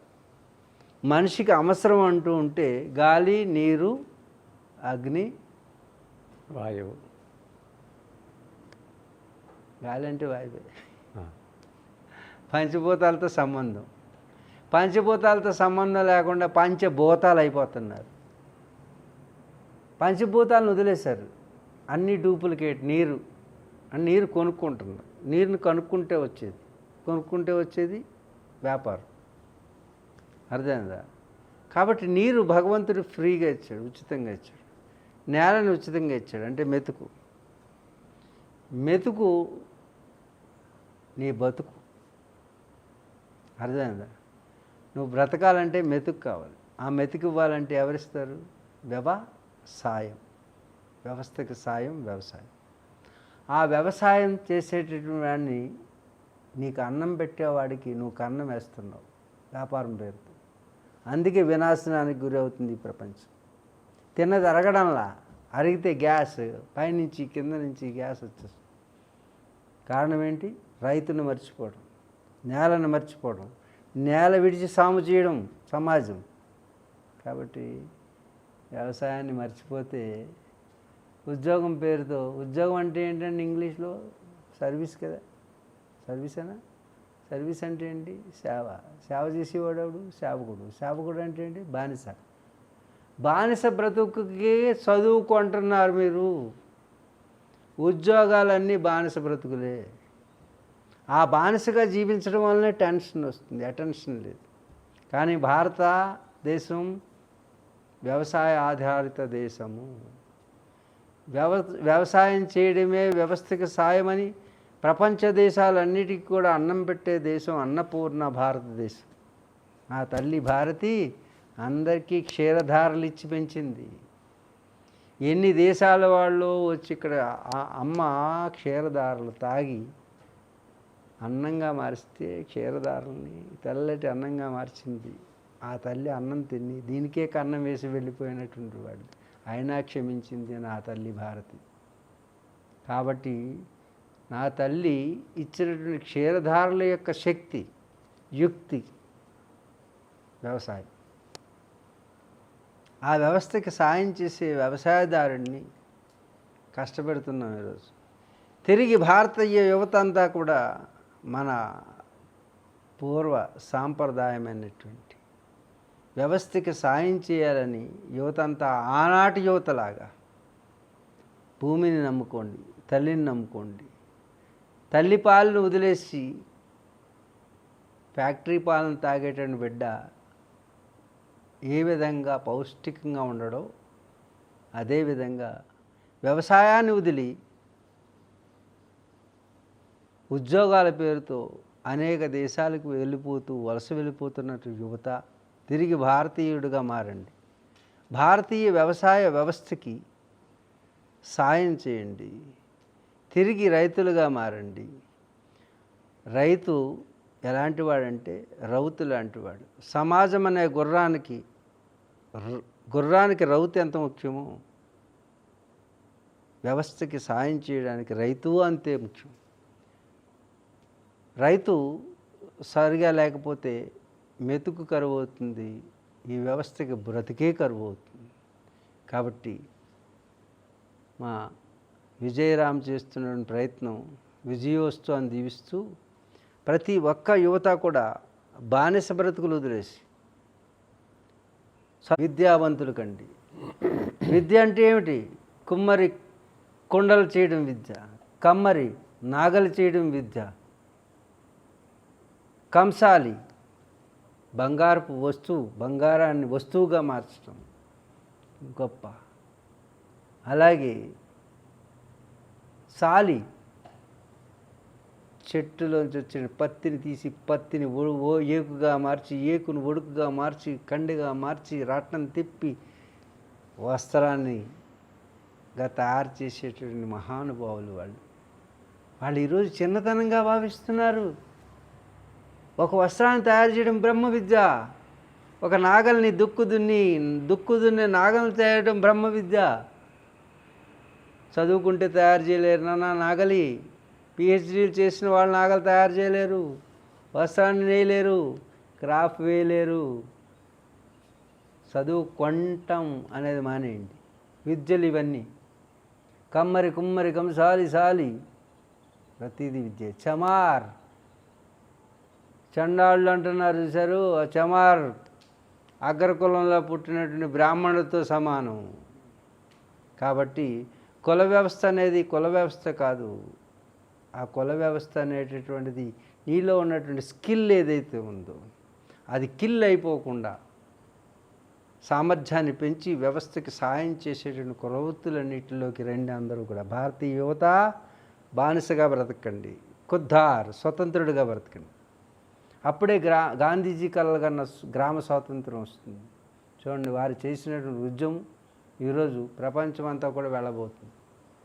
వ్యవసాయం యువత అంతా కూడా ఈరోజు వారు చేసేటువంటి ధార్మిక వ్యవసాయానికి భారతీయ సనాతన ధర్మాన్ని ఆధారంగా చేసుకొని ఈరోజు వ్యవసాయం చేయడానికి వారు ఉద్యమిస్తున్నారు. ఆ ఉద్యమంలో భారతీయ యువత అంతా మన పూర్వీకులు ఆచరించినటువంటి వ్యవసాయాన్ని తిరిగి తీసుకురావాలి. కానీ ఈరోజు ఆధునిక విద్యా వ్యవస్థ బానిసలను తయారు చేస్తుంది. It produced slaviers. కానీ భారతీయ విద్యలన్నీ కూడా కమ్మరి కుమ్మరి సాలి సాలి చమార్, ఏ విద్య అయినా సరే విద్యే. కానీ నేటి యువత కొండలు చేయడమా చీచి అని ఆ స్కిల్ ఉన్నటువంటి వంశంలో పుట్టినవాడు చిన్నతనంగా భావన చేసే దుస్థితికి ఈ ఆధునిక వ్యవస్థ వచ్చింది. ఈ ఆధునిక వ్యవస్థే అన్ని అవస్థలకి మూల కారణం. సుఖాలను పెంచింది, ఆనందాన్ని దూరం చేసింది.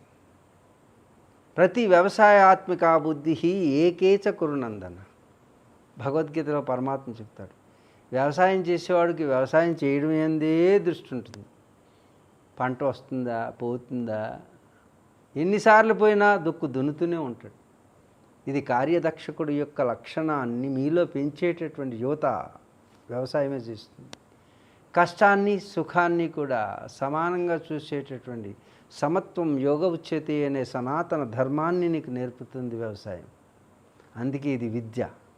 కొండ చేసేవాడికి మట్టి యొక్క బంక ఎంత ఉండాలో తెలుస్తుంది, ఒక సైంటిస్ట్కి తెలియదు. దాంట్లో వాడు కాలుతో కొలత కొలిచి సెన్సార్తో చెప్పేస్తాడు. అంటే కాలు కూడా ఒక సెన్సార్ అవుతుంది. ఇప్పుడు సెన్సార్ పెట్టి చూస్తేనే కానీ వాళ్ళకి తెలియదు. మనకి సెన్స్ ఉన్నది కాబట్టి సెన్సార్ అక్కర్లా. అందుకే భారతీయత అనేటటువంటిది కళ్ళు మూసుకుని విశ్వరహస్యాలను తెలుసుకునేటువంటి సనాతన సాధనా సంపత్తి మనలో ఉంది. అందుకే ప్రకృతితో మమేకమయ్యేటటువంటి విద్యలను నేర్చుకుంటమే బానిసత్వం నుంచి విముక్తి పొందుతాం. లేకపోతే బానిస బతుకులు, ఉద్యోగాలంటే మీరు ఏదో అనుకుంటున్నారేమో, అది బానిసత్వం. చూడండి, స్త్రీలు పురుషులు ఉదయాన్నే లేచిన దగ్గర నుంచి పరుగులు పరుగులు పరుగులు, ఎక్కడ టెన్షన్ టెన్షన్ టెన్షన్, అన్ని టార్గెట్సే. కాబట్టి జీవితం ఇరుకైపోయింది. విశాలంగా చెట్లు గొట్లు పొట్లు పొలాల్లో ఆడుకునేటువంటి యువత, స్వేచ్ఛగా తుల్లింతలతోటి వానొస్తే వర్షంలో వాన వాన వల్లప్ప అని ఆడుకునేటువంటి పిల్లలు కేజీలు కేజీ నుంచే మొదలు పెడుతున్నారు, పీజీ వరకు. భారం మోయడం, భారమైనటువంటి చదువు భారతీయత కాదు, భారతీయత అంటే భారంగా ఉన్నటువంటి తీయదనం. తీపిగా ఉంటుంది కానీ చాలా భారంగా ఉంటుంది. భారతీయత అంటే అది కాదు. అవరతేనితి భారత. అంటే విజ్ఞాన సంపత్తి కలిగి వికాసం చెందినటువంటి ఆకాశంగా గమనం చేసేటటువంటి విద్యను అందించేది. స్వేచ్ఛగా ఉండే విద్య, బానిసగా ఉండే విద్య కాదు, బంధంతో కూడినటువంటి విద్య కాదు, అందమైనటువంటి విద్య.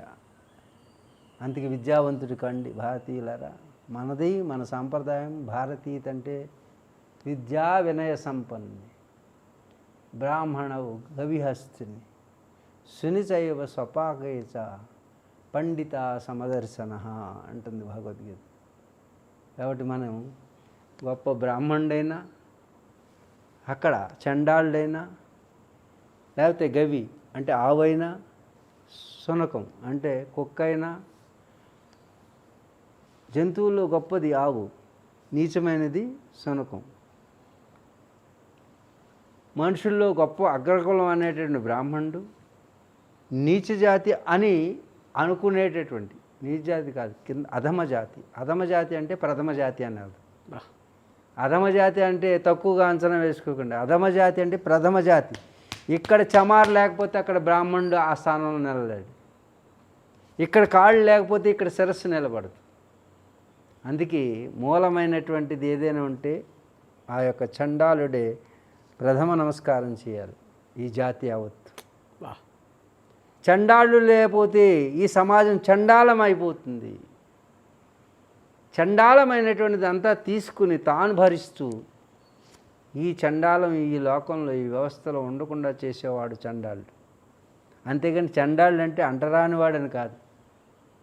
అంటరానిది కూడా అంటుకుని ఈ సమాజానికి అంటకుండా చూసుకునేవాడే చండాలుడు. ఈ సమాజాన్ని నడిపించే కాళ్ళు లాంటివాడు. పైన ఉన్నటువంటి భారాన్ని మోస్తూ నేను కదలను అని కనుక కాళ్ళు అంటే ఈ శరీరం అనేది ఎందుకు పనికి రాకుండా పోతుంది. అందుకే చాతుర్వర్ణ్యం మయా సృష్టం గుణకర్మ విభాగ సహా అని చెప్పింది భారతం, మన యొక్క భగవద్గీత. దీని మీద వివాదాలు, కులాల మధ్యన కుమ్ములాట. అదిగో భారతంలో కృష్ణుడు చెప్పాడు చాతుర్వర్ణాలు ఉన్నాయని. వర్ణాలు ఉన్నాయి, కులాలు ఉన్నాయి, మతాలు ఉన్నాయి, జాతులు ఉన్నాయి. నేను చెప్తున్నా వర్ణం అంటే కులం కాదురా నాన్న. వర్ణం అంటే స్కిల్, లోపల ఉన్నటువంటి నీ లోపల ఉన్నటువంటి స్కిల్ని బట్టి work division in the society, సామాజిక పని విభజన జరిగింది. ఇప్పుడు కలెక్టర్ ఉద్యోగం అందరికీ ఇవ్వచ్చా అండి? ఇస్తారా? కలెక్టర్ ఉద్యోగం అందరికీ ఇచ్చేస్తారా? ఐఏఎస్ పాస్ అవ్వాలా? పాస్ అవ్వాలా? లేకపోతే మా వాడండి ఐటీఐ పాస్ అయ్యి ఇచ్చేయండి, 3 అక్షరాలు 3 అక్షరాలు ఇస్తారా? ఎవరు కదా. మరి కలెక్టర్ ఆఫీస్లో ఉన్నటువంటి కలెక్టర్ గారికి ఛాంబరు ఏసీ పెట్టి లోపల కూర్చోబెడతారు, టేబుల్ వేసి. మరి బయట చిన్నగా స్టూల్ వేసి ఓ బంట్రోజు బెడ్ వేసి కూర్చోబెడతారు. ఇద్దరు కలెక్టర్ ఆఫీస్లోనే ఉన్నారు కదా. కలెక్టర్ ఆఫీస్ అనే సమాజంలో ఒకడు పైన కూర్చున్నాడు, ఒక కింద కూర్చున్నాడు, అదే ఆఫీసులో. అలాగే సమాజం అనేటువంటి ఆఫీసులో కింద పనిచేసేవాడు కిందవాడని కాదు, పై పని చేసేవాడు పైన అని కాదు. కలెక్టర్ గారు క్వాలిఫై అయ్యి దాంట్లో తెలిసింది కాబట్టి ఆయన్ని ఆ సీట్లో కూర్చోబెట్టారు. వీడికి తెలుసున్నది ఏంటంటే వీడికి తెలుసున్న దానికి సూట్ అయ్యే జాబ్ వీడికి ఇచ్చారు. అలాగే సమాజంలో కూడా ఈ కులాలు కాస్ట్ కాదు, క్యాస్టింగ్ కాదు, పని విభజనకి ఎవరు ఎక్కడ సూట్ అవుతారు. ఇప్పుడు కాళ్ళు ఉన్నాయండి, కాళ్ళు మీ శరీరమా కాదా? ఖచ్చితంగా భాగం, శరీరంలో భాగం. ఇది శరీరమే కదా ఇది కూడా. ఇప్పుడు కాళ్ళు ఎందుకండి కింద నడిపిస్తున్నారు మీరు? ముళ్ళలో నడవాలి, రాళ్ళలో నడవాలి, పేడలో నడవాలి, బురదలో నడవాలి, మట్టిలో నడవాలి. నడిపిస్తున్నారా లేదా? నడిపిస్తున్నారు. మరి ఈ కాళ్ళు ఏం అన్యాయం చేసేయని పైన పొట్ట, ఛాతీ, తలని మోసుకు తిరగాలి. 3 అగ్రకులాలు ఇవి. ఏంటి? చాతుర్వర్ణ్యం అంటే ఏంటి? బ్రహ్మండు అంటే ఈ యొక్క బ్రహ్మజ్ఞానం కలిగే ఇంద్రియాలు కలిగినటువంటి జ్ఞానేంద్రియములు కలిగింది బ్రాహ్మణుడు. ఉన్నాడా మీకు బ్రాహ్మణుడు? ప్రతి ఒక్కడు దళితుల్లోనూ బ్రాహ్మణుల్లోనూ ఉన్నటువంటి బ్రాహ్మణుడు శరీరాన్ని ఒక యూనిట్గా తీసుకోండి. ఇంతకుముందు మనం కలెక్టర్ ఆఫీస్ని యూనిట్గా తీసుకున్నాం, సమాజాన్ని యూనిట్గా తీసుకుంటాం, లోకాన్ని యూనిట్గా తీసుకోండి, విశ్వాన్ని యూనిట్గా తీసుకోండి. ఇప్పుడు మీ శరీరం అనే యూనిట్గా తీసుకుంటే ఈ చాతుర్వర్ణ్యం మయా సృష్టం అంటే ఏంటంటే అది కృష్ణుడు సృష్టించినట్టు కాదు. మయా అంటే నా చేత. ఏంటి? నా చేత. అప్పుడు ఈ కాళ్ళు నడవాలని ఎవరి చేత సృష్టించి ఎవడని చెప్పాడా? మీరు నడుస్తున్నారా? ఎవరు నడుస్తున్నారు? కాళ్ళు ఎప్పుడైనా ఎదురు తిరిగి మాకు రిజర్వేషన్ కావాలి, అప్పటి నుంచో నడుస్తున్నాం, మేము నెత్తికి కూర్చుంటాం, ఆ తలకాయని కింద పెట్టండి అన్నా అనుకో, ఇది రిజర్వేషన్ పోరాటం అయిపోయింది. ఇంకా రిజర్వేషన్ కావాలా? మీ కాళ్ళకి మీరు రిజర్వేషన్ ఇవ్వగలరా? ఇన్నాళ్ళు నడిచాం కదా. ఈ కుమ్ములాట ఎవరు పెడుతున్నారు? సమాజంలో ఎవరు పెడుతున్నారు? ఎవరో మిమ్మల్ని మాయలో గురి చేసి వాళ్ళు వాడుకోవడానికి చేసినటువంటి రాజకీయ వ్యవస్థ ఈ అవస్థలు సృష్టించింది. కులాలు అనేవి లేకపోతే అన్ని కులాలు కలిసే ఉండేవారు, అందరూ ఒక ఇంట్లో ఉండేవారు, బావా అల్లుడు మామ అనుకుంటుండేవారు. ఇప్పటికీ గ్రామాల్లో ఉన్నది కదా. ఇది భారతీయం. ఈ పిలుపులు ఉన్నాయి. అందుకు భారతదేశంలో మంగళ లేకపోతే మంగళకరం లేదని, చాకలు లేకపోతే చలవలేదని, మాదిగ లేకపోతే మాదిగా కాకుండా పోతుందని, మాల లేకపోతే మాలగా చేసుకున్నాం పోతుందని, మాలని మాలగా చేసుకున్నాం, మాదిగని మాదిగా చేసుకున్నాం, చాకల్ని చలవగా చూసుకున్నాం, మంగళని మంగళకరంగా చూసుకున్నాం. ఎవడి లోపం?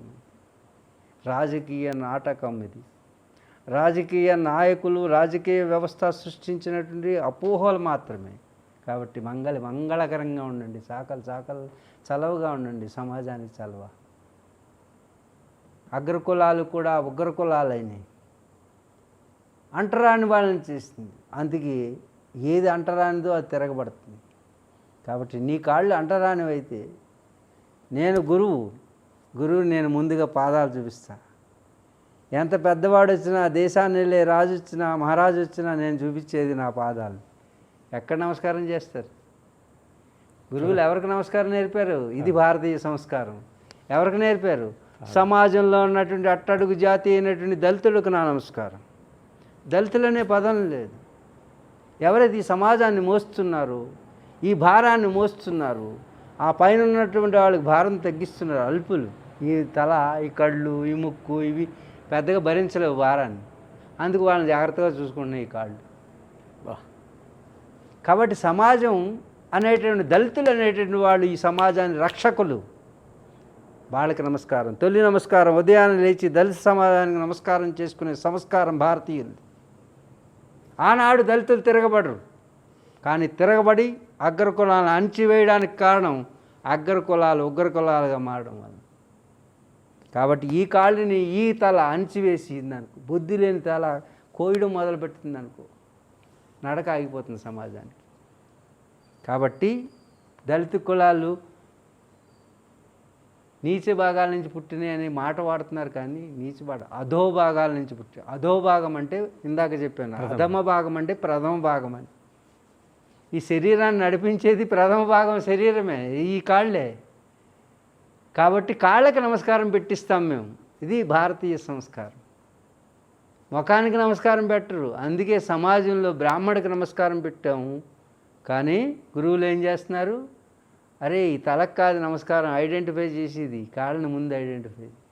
అదే సమాజంలో ఉన్నటువంటి శ్రామిక జీవులైనటువంటి వారు ఎవరైతే, కర్షకుడు పొలంలో దున్నుతున్నాడు, వాళ్ళకి సహాయం చేసేటటువంటి వాళ్ళందరూ కూడా వీళ్ళే, దళితులే. వ్యవసాయానికి, వ్యవస్థకి సాయం ప్రథమంగా వాళ్ళే చేస్తారు. అందుకే మా నాన్నగారు ఏం చేసేవారంటే, పిల్లలుగా ఉన్నప్పుడు మమ్మల్ని, మాకున్నటువంటి ఎకరాలు పెద్ద పెద్ద రాసులు వచ్చేసి, ఒక ఎకరం ఇప్పుడు 10 కోట్లు. ఎక్కడ చూసినా మావే పొలాలన్నీ కూడా, ఎటు చూసినా మావే పొలాలు. అందరికీ చేటతోటి, మా చిన్న చేతులతోటి, పెద్ద చేటలతోటి మొయ్యలేకపోతే పక్కన పాలేట్లు ముందు పంట రాశిని మొత్తం పంచిపెట్టేవారు. అలాంటి వ్యవసాయ కుటుంబం నుంచి వచ్చినటువంటి వాళ్ళ సంస్కారం కలిగినటువంటి దేశం. ప్రతి ఒక్కరికి, ఇంకొకరికి 1.5 ఆడదొస్తే చెంగుపడితే 1.5 చాట వేయమనేవారు. ఇది అందరికీ ఒక చాట వేసి నాన్నారు. ఎందుకు వేయాలంటే, నువ్వు చూస్తున్నది ఒక ఆడదాన్నే, దాని కడుపులో ఉన్న బిడ్డకు కూడా సగం వేయనివారు. ఇది ఆనాటి ధర్మం మాకు నేర్పించడానికి చిన్నప్పటి నుంచి నేర్పారు. ఇది భారతీయ సంస్కారం. గాదుల్లో ధాన్యం ఉంటే ఏం చేస్తుంది? ఎవరికైనా లేనివాడికి ఇస్తే వాడు వ్యాపారం చేసుకుంటే వాడికి 10 రోజులు పిల్లల్ని పెడుతుంది, వాడు జీవితం బతుకుతుంది అని గాదుల్లో ధాన్యం అంత ఇచ్చారు. మా అమ్మగారు అనేవారు, ఇంటికి వచ్చిన లక్ష్మిని ఇంట్లోకి రాకుండానే పంపించేస్తున్నారు అనేవారు మా అమ్మగారు. ఇంట్లో పెట్టి తర్వాత ఇవ్వండి. పోనీ నా లక్ష్మి అంతా పోతే దరిద్రం నాకు వస్తే బాగుంటుంది. దరిద్రం ఐశ్వర్యం అయితే, కష్టం సుఖాన్ని నేర్పుతుంది. కష్టమే మూలం సుఖానికి, కానీ సుఖం కష్టమూలం అన్నారు మా నాన్నగారు. నువ్వు సుఖపడడం నేర్చుకున్నావా, కష్టాన్ని భరించలేవా, కష్టాలు తెచ్చిపెడుతుంది. కష్టపడడం నేర్చుకున్నావా, అది సుఖానికి దారితీస్తుంది. నీకేది కావాలో తెలుసుకునేవారు. అందుకే ప్రజలారా, సమాజంలో ఉన్నటువంటి ప్రతి వ్యక్తి, ప్రతి యువత గుర్తుంచుకోండి, కష్టపడడమే సుఖానికి మూలం. కష్టపడినటువంటి కాళ్ళు సుఖాన్ని అందిస్తుంది పైన ఉన్నటువంటి. అందుకే కష్టమే పడకూడదు అనుకుంటే సుఖమే నీకు రానే రాదు. కాబట్టి ప్రతి ఒక్కరు కష్టపడడం అనేది కాళ్ళు చేస్తున్నాయి. సమాజంలో దళిత సమాజం చేస్తుంది. కాబట్టి ప్రథమ వందనం దళితులకి, అధమ వందనం కాదు. అందుకే నేను అంటాను, మాలని మాలగా వేసుకో, మాదిగని మాదిగా చేసుకో, చాకలను చలవుగా చూసుకో, మంగళని మంగళకరంగా చూసుకునే రోజులు మనం. మా ఇంట్లో అందరూ ఉండేవారు. వంట చేయడానికి 6 వంట చేస్తుండేవారు రోజు. ఎప్పుడు ఒక పండగ వచ్చిందంటే 4-5 రోజుల నుంచి బూర్లు, గారెలు అన్నీ వండడానికే డే అండ్ నైట్ వండేవారు. పంచడానికి మంగళకి 500, చాకలకి 500 అయితే మంగళకి 250. బూర్లు అలాగే ఒక్కొక్కరికి వాటాలన్నమాట. మన కోసం కాదు పండగ, సమాజం కోసం, సమాజంలోని జాతుల కోసం. సమాజం ఒక రైతు ఉన్నాడంటే రైతు మీద ఆధారపడే వ్యవస్థ ఉంటుంది, వ్యవస్థకి సహాయం. అందుకే మేము మా కోసం బ్రతకల, సమాజం కోసం బ్రతకాలి. ఒక వ్యక్తి కోసం కాదు, వ్యవస్థ కోసం బ్రతికితే ఆ వ్యక్తి ఆ వ్యవస్థలో ఒకడుగా ఉంటాడు. కాబట్టి చాతుర్వర్ణ్యం మయా సృష్టం అంటే కొట్టుకుని చావమని కాదు కృష్ణుడు చెప్పింది. మయా అంటే నా చేత, అంటే నీ చేతే. చెప్పండి మీరు, మయా అంటే నా చేత. మీ కాళ్ళు మీ చేత నడిపించబడుతున్నాయా, ఎవరో నడిపిస్తున్నారా? నా చేత. అలాగే ఈ సమాజంలో నీ చేత నువ్వు నడిపించుకున్నటువంటి వ్యవస్థ, నిర్మించుకున్న వ్యవస్థ. కాళ్ళు నడవాలని, చేతులు చెయ్యాలని. అధోభాగాల నుంచి పుట్టిన వాళ్ళు దళితులు అంటారు. అధోభాగాల నుంచి శక్తి, నడిచే శక్తి ఉంది కాబట్టి నడిపిస్తున్నాయి, మోసే శక్తి ఉంది కాబట్టి మోస్తున్నాయి కాళ్ళు. కానీ దళితుడు చేసిన పని బ్రాహ్మణుడు చేయగలడా? చేయలేడు. అల్పుడు. బ్రాహ్మణుడు అల్పుడు. అల్పుడు అంటే శారీరకంగా బలం లేనటువంటి. మేము ఫైట్ చేస్తామండి, ఏమిటండి మమ్మల్ని తక్కువ అంచనా చేస్తున్నారంటే రండి దళితులతో పోరాడండి. పోరాడలేడు బ్రాహ్మణ వ్యవస్థ. కాబట్టి వాడిలో ఉన్న స్కిల్ ఏంటంటే ఏదో శక్తి. అందుగురించి వాడికి పని విభజన చేశాం. సమాజాన్ని సంరక్షించే బాధ్యతను ధార్మికమైనటువంటి జీవనాన్ని, ధార్మికమైనటువంటి మార్గాన్ని సూచించి నువ్వు తెలుసుకుని దాన్ని అనుభవించి ధర్మ మార్గాన్ని పెట్టడానికి నీవు అర్హుడు కాబట్టి నీకు అప్పచెప్పాం. కళ్ళు చూడడమే వస్తాయి. కాళ్ళు అన్నాయట, కళ్ళుతో కాళ్ళు. అక్షరాల్లో నాకు కాకెంత పొడుగుంది, కళ్ళు అంటే కాకి దీర్ఘం లేదు, నేను పొడవుగానే నీ గొప్పతనం ఏమిటి అన్నదట. ఇందాక పళ్ళు గురించి చెప్పుకున్నాం కదా, ఇప్పుడు కళ్ళు గురించి. ఆ కళ్ళు అన్నాయట, ఏమీ లేదు, నువ్వు గొప్పదానం అయితే నువ్వు నడుస్తావు, మోసుకెళ్తాను అంటున్నావు, మోసుకు వెళ్ళు, నేను మోసుకుంటాను అందట. ఏంటి ఏమంది? నువ్వు మోసుకెళ్ళడం గొప్పదానం అయితే నువ్వు గొప్పదానం అయితే నేను మూసుకుంటాను అందట. ఏమవుతుంది? అందుగురించి ఇప్పుడు మూసుకున్నది ప్రపంచం. బ్రాహ్మణ వ్యవస్థ ఎప్పుడైతే మూసుకుందో వ్యవస్థ అలకల్లోలం అయిపోతుంది. ఈ కళ్ళకి కాళ్ళకి మధ్యన జరిగిన సంఘర్షణే ఈ బ్రాహ్మణులకి దళితులకి ఉన్నటువంటి ఈరోజు మీరు ఏ టీవీ చూసినా సరే బ్రాహ్మణ వ్యవస్థను తిట్టేవాడు కిందవాడు. ఆ బ్రాహ్మణ వ్యవస్థ ఎందుకు అలా తిట్టించుకుంటుందంటే మూసుకుంది కాబట్టి. అంటే తాను చేయాల్సినటువంటి చూపించాల్సిన విధంగా చూపించలేదు కాబట్టి. దిక్సూచై సమాజాన్ని నడిపించాల్సినటువంటి బ్రాహ్మణ వ్యవస్థ స్వార్థానికి గురై కొందరు మాత్రమే, అందరిని అంటున్నారు, అందరూ నామే తిరగబడతారు. ఇప్పుడు బ్రాహ్మణుడు భ్రష్టు పడితే సమాజం అల్లకల్లోలం అవుతుంది. కళ్ళు మసకొస్తే ఏమవుతుంది? సమాజం తడబడిపోయి కింద పడుతుంది. అందుకు బ్రాహ్మణ వ్యవస్థ సర్వశ్రేష్టంగా ఉండాల్సిన వ్యవస్థ. కాబట్టి బ్రాహ్మణ వ్యవస్థ వలన మాత్రమే దిక్కులు లేకుండా పోతుంది. మాత్రమే అంటున్నాను సుమా, కానీ దాంట్లో ప్రతి ఒక్కరు బాధ్యత ఉంది. కళ్ళు చూడకపోతే ఎంత ప్రమాదమో, చెవులు వినకపోతే ఎంత ప్రమాదమో, నోరు తినకపోతే నాలుక రుచి చూడకపోతే. అందుకే సెన్సరీ ఆర్గన్స్ అన్నీ కూడా ఇక్కడ ఉన్నాయి. ఇది బ్రాహ్మణుడు. నేను మీ బ్రాహ్మణ్, బయట ఉన్న బ్రాహ్మణులు అంటలే. సమాజం యూనిట్గా తీసుకున్నప్పుడు ఈ ముఖం ఏం చేస్తుందో ఆ పని చేయాలి బ్రాహ్మణుడు. ఇక్కడ క్షత్రియులు అంటే క్షేత్రం అనేటువంటి శరీరం. శరీరం అనే క్షేత్రానికి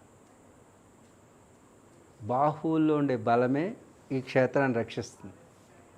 ఎవరైనా నేను కొట్టడానికి వస్తే ముందు అడ్డుకునేది ఎవరు? చేతులు. అందుకే దీని పేరు చేయి. ఏంటి? చేయి. మంచి చేయి. అదే మిగతా అన్నింటి పేర్లు వేరు, దీని పేరు చేయి అని పెట్టారు. నువ్వు చేస్తూనే ఉండు. దేన్ని? ఈ సమాజాన్ని రక్షించాలి. సమాజంలో ఉన్న సకల చరాచర జీవరాశికి ఉపయోగపడే పనే చెయ్యి. అందుకు దీని పేరు చెయ్యి. ఇది రక్షణ చేసేటటువంటిది. వ్యవస్థని రక్షణ చేసే చేతలు చెయ్యి, అందుకు దీని పేరు చేయి అని పెట్టి ఇక్కడ పెట్టారు. ఇది కింద లేదు, పైన లేదు, మధ్యలో ఉంది. ఎందుకంటే ఇక్కడ వరకు వెళ్తాయి ఈ చేతులు, ఇక్కడ వరకు వెళ్తాయి. ఈ మధ్యలో స్పేస్ ఇక్కడ పెట్టారనమాట రక్షణ వ్యవస్థని. Centrally located Delhi, force is at Delhi only. రాజధాని ఎక్కడ ఉంటుంది? మధ్యలో ఉంటుంది. అదేం చేస్తుంది మొత్తం. అలాగే రాజు ఇక్కడ ఉంటాడు, వీడు క్షత్రియుడు. క్షేత్రాన్ని క్షాత్రముతో, క్షాత్రం అంటే రక్షణ కాదు, ఆయుధం. ఏంటి? బలమే ఆయుధం. భుజాలకు బలం ఉంటుంది, కళ్ళుతో అడ్డుకోవడం, ముక్కుతో అడ్డుకోవడం చేయలేం కదా. అందుకు సమాజానికి రక్షణ అంటే క్షత్రియుడు. క్షత్రియుడు ఎవరు? బాహువులు. అందుకు బాహువుల నుంచి పుట్టేదే క్షత్రియుడు. అంతేగాని బయట శత్రువు దేవుడు బాహువుల నుంచి పుట్టాడని కాదు. అర్థం చేసుకుంటంలో ఉన్నటువంటి అపార్థం ఇది. ఇక పొట్ట, కుక్షి భాగం నుంచి, ఉదరం నుంచి పుట్టిన వాళ్ళు వైశ్యులు అన్నారు. ఉదరంలో పుట్టేది వైశ్యం అంటే ఏంటంటే శరీరం అంతా వ్యాపింపచేసేది అని. వ్యాపింపచేసేది మీరు మట్టి తినండి, బిస్కెట్ తినండి, ఏది తినండి, లోపలికి వెళ్ళిన తర్వాత దాన్ని ప్రోటీన్కి ప్రోటీను, కార్బోహైడ్రేట్స్ ఏవైనా గడ్డి తినండి, అన్నిటినీ దాంట్లో తీసి విడివిడిగా సి విటమిన్ దీనికి, డి విటమిన్ దీనికి, ఈ విటమిన్ దానికి, అన్నీ వేటిగా ఈ విటమిన్స్, మినరల్స్, కార్బోహైడ్రేట్స్ అన్నిటినీ విడదీసి మీరు ఏదైనా తినండి. ఇది మొత్తం శరీరం అంతా వ్యాపించేవారు వైశ్యులు. అలాగే సమాజంలో గోరక్షణ, వ్యవసాయం చేసేటువంటి బాధ్యతని వైశ్యులకి ఇచ్చారు. ఎవరు చేయాలి?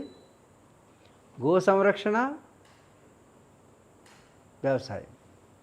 ఈ రెండు పనులు చేయాల్సింది ఎవరు? వ్యాపారం అన్నమాట. అది వ్యాపారం చేసే అర్హత వైశ్యులకి ఇచ్చారు. శుద్ధులు కాదండి. వ్యాపారం అంటే ఏం లేదు, ఇక్కడ ఉన్నటువంటి దేనికి ఏది కావాలో అది అందించడం. ఈ ప్రాంతంలో ఉండేది ఆ ప్రాంతానికి, ఆ ప్రాంతంలో ఉండేది ఈ ప్రాంతానికి తీసుకుని వెళ్ళేటటువంటిది మార్చుతారు. ఈ మూడు వ్యవసాయము, గోరక్షణ ఎవరు చేయాలి? వైశ్యులు. అదే ఈ మూడు అగ్రకులాలు. అందుకేని అగ్రకులాలు అంటే పొట్ట పైన ఉందా, కింద ఉందా? కాళ్ళ కింద ఉందా? పైన ఉంది కదా. ఈ బాహువులు ఎక్కడున్నాయి? పొట్ట పైన. ఇది అన్నిటికైనా పైన కూర్చుంది ఈ తలకాయ, మమ్మల్ని ఏమో కింద నడుపుతున్నాయి అంటున్నది కాళ్ళు. ఏం చేద్దాం సమాజంలో? దళితులు అంటున్నారు ఈ అగ్రకులం పైన కూర్చొని మమ్మల్ని అనగదొక్కేస్తున్నాను. నేనేమంటున్నాను, గురువు ఏమంటున్నాడు? ఇది అర్భకురాలు, అన్నిటికంటే అర్భకురాలు ఎవరంటే శారీరకంగా బలం లేనిది. తలతో గుద్ది, తలతో కొట్టి ఏమైనా యుద్ధం చేయగలమా? చెయ్యం. తల పగిలిందంటే ఎందుకు పనిచేయదు? చిన్న దెబ్బ తగిలితే ఏమవుతుంది? శరీరం అంతా కొలాప్స్ అవుతుంది. అంచేత తల అనేది అని జాగ్రత్త చూసుకోవాలి. అంటే బ్రాహ్మణ వ్యవస్థను సరిగా ఉంచాలి, బ్రాహ్మణుడు సరిగా ఉంటే. కాబట్టి వ్యవస్థ అవస్థల పాలవడానికి కారణం ముఖ్యంగా ఇక్కడ ఏ లోపం వచ్చినా మొత్తం శరీరం అనే సమాజం కొలాప్స్ అవుతుంది. అందుకు బ్రాహ్మణ వ్యవస్థ మరింత జాగ్రత్తగా ఈ సమాజాన్ని ఉద్ధరించాల్సిన ఆవశ్యకత ఉంది. అలాగని దళితులు తిరగబడుతున్నారంటే కారణం ఏంటంటే అగ్రకులాలన్నీ ఉగ్రకులాలుగా మారి బానిసలను చేస్తున్నాయి. నీ కాళ్ళని నువ్వే బానిసలు అనుకుంటే, కాలు ఏదో తన్నింది అనుకోండి, వెళ్ళి నడక అయిపోతుంది. కాబట్టి శరీరం అంతా కూడా అవస్థలకు గురవుతుంది. అంచేత సమాజం అనేటటువంటిది ఒక శరీరం లాంటిది.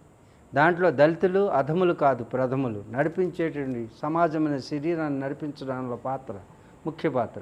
అందుకే గురువు మొట్టమొదట పాదాలకు నమస్కారం చేయిస్తాడు.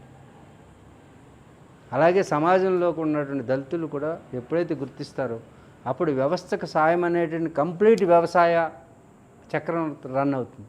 అప్పుడు వ్యవసాయాన్నే యువత అంతా కూడా ఆధారంగా చేసుకుంటారు.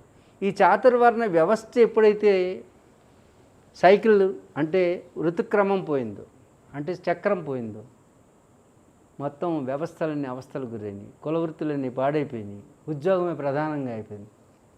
ఉద్యోగం అంటే ఉత్కృష్ట యోగం కావాలి, అంతేగాని ఉత్తి యోగం కాకూడదు. ఇప్పుడు అన్ని ఉద్యోగాలు అంటే ఏమీ ఫలితం లేనటువంటి ధనం బేస్డ్ అంటే ధనం ప్రధానంగా సాగేటువంటి వృత్తులు వచ్చింది. అవును. కానీ సాధనం ప్రధానంగా ఉండాలి. భారతీయ ఉద్యోగం ఉత్కృష్ట యోగం అంటే ఏదైనా పనిచేస్తే అది యోగమై మనలో శాంతిని ఆనందాన్ని ప్రతిష్ఠించేది. కానీ ఇప్పుడు ఉద్యోగాలన్నీ కూడా అశాంతిని రోగాన్ని, యోగం కాదు రోగానికి మూల కారణమవుతుంది. ఇవన్నీ కూడా సైన్స్ బేస్డ్ జాబ్స్, కానీ మనది సైన్స్ బేస్డ్ జాబ్స్ ఉండేవి. అది దాంట్లో ముఖ్యమైనవి సెయింట్స్ ఇచ్చినవి, సైంటిస్టులు ఇచ్చినవి, నాట్ సైంటిస్ట్స్. సైంటిస్టులు అన్నీ కూడా విజ్ఞానం పేరుతో వినాశనానికి దారితీసేటువంటి పనులే. అణుబాంబులు అణ్వస్త్రాలు తయారు చేస్తున్నారు ప్రపంచ శాంతికి. ఇది విజ్ఞానం వెర్రితల్ల వేసింది. సైంటిస్టులు అణుబాంబులు తయారు చేస్తున్నారు, అణ్వస్త్రాలు తయారు చేస్తున్నారు. అన్న వస్త్రాలు కావాలరా, అది వ్యవసాయదారుడు ఇచ్చేది. అన్నము వస్త్రము. నా సాలన్న వస్త్రం తయారు చేస్తున్నాడు, నా రైతన్న అన్నాన్ని తయారు చేస్తున్నాడు. కాబట్టి అన్నాన్ని ఇచ్చేటటువంటి జనం కండి. అన్నపూర్ణ తల్లి భారతీయుల బిడ్డలుగా మీరు తయారవండి. స్వేచ్ఛని విముక్తిని పొందడానికి భారతీయతని ఆసరాగా చేసుకుని వ్యవస్థకి సాయం చేయండి, వ్యవసాయం చేయండి. అలాంటి వ్యవసాయాన్నే వ్యవస్థకి సాయం అవుతుంది. మెతుకు లేనటువంటి జీవితం బ్రతికే ఉండదు. కాబట్టి మెతుకునందించే వ్యవసాయమే వ్యవస్థకి సాయం. కాబట్టి వ్యవసాయదారుడుగా వ్యవసాయాత్మిక బుద్ధి ఏకేచ కులనందన అర్జున వ్యవసాయాత్మికలుగా focus on the cultivation. It helps to the entire nation, not only our nation means entire the human society, not only human, bio society. కాబట్టి వ్యవసాయం అంటే కేవలం మనుషులకి మెతుకు పెట్టేది బ్రతుకు పెట్టేది కాదు. అనేక జీవరాశులకి దాని నుంచి వ్యవసాయం నుంచే రక్షణ ఏర్పడుతుంది. మొత్తం వ్యవస్థ అంతటికి వ్యవసాయం మూలం. కాబట్టి వ్యవసాయ ఆధారితమైనటువంటి దేశం, వ్యవసాయం చేయడానికి సాయం చేసేటటువంటి భూమాత ఉన్నటువంటి దేశం ఈ దేశమే. ఇంకే దేశంలోనూ వరిని చక్కగా పండించి ఇప్పుడు ఏవో పండిస్తున్నారు అనుకోండి, కానీ ఇక్కడ ఉన్నటువంటి సారం ఇంకెక్కడా ఉండదు. ఎందుకంటే ఋతువులు 6 ఋతువులు ఉన్న సంపన్న దేశం ఇది. డబ్బు ఉన్న దేశం కాదు. డబ్బు మనిషి సృష్టించుకున్న జబ్బు. కాబట్టి డబ్బు మనిషి సృష్టించుకున్న జబ్బు, తిరిగి ఆ జబ్బుకే ఖర్చు చేసుకుంటానికి ఉండే డబ్బు. కాబట్టి డబ్బులు కాదు కావాల్సింది, ధనం కాదు సాధన. కాబట్టి ఒక్కసారి యు ఎక్స్పెరిమెంట్ యువర్ సెల్ఫ్. భారతీయత అనేది వ్యవసాయ ఆధారితమైనది. కాబట్టి వ్యవసాయాన్ని ఆధారంగా చేసుకుంటే ముక్తి విముక్తి. లేకపోతే ఉద్యోగం టెన్షన్ అటెన్షన్ అనేది పోతుంది, అశాంతికి మూలం. ఎవరినైనా మిమ్మల్ని మీరు ప్రశ్నించుకోండి, ఉద్యోగం వల్ల మీకు ఆనందం వస్తుందా? సుఖం రావచ్చు, సంతోషం రావచ్చు, కానీ ఆనందం అనేది రాదు. సుఖం అంటే ఏంటో తెలియక సుఖం అనుకుంటున్నారు, సంతోషం అంటే ఏంటో తెలియక సంతోషం అనుకుంటున్నారు, ఆనందం అంటే అసలే తెలియదు. వీటి గురించి ఇంకోసారి చర్చించుకుందాం. ఈరోజు మా విజయరాముడు ఆ రాముడు వనాల్లో తిరిగాడు, మా రాముడు జనాల్లోకి వస్తున్నాడు. కాబట్టి ఈ జనారణ్యంలో వ్యవసాయాన్ని సాయంగా అందించడానికి వ్యవస్థకి ముందుకి ఉద్యమిస్తున్నటువంటి మా రాముడికి వానరసేనై యువతంతా కూడా ఈ ఉద్యమంలో పాల్గొని వ్యవసాయదారుడిగా గర్వించే భారతీయుడిగా తయారవ్వాలని ఆశిస్తూ, మిమ్మల్ని అందరినీ అభ్యర్థిస్తూ, ఆశిస్తూ, అలాగే శాసిస్తూ సెలవు. నమస్కారం. శుభం.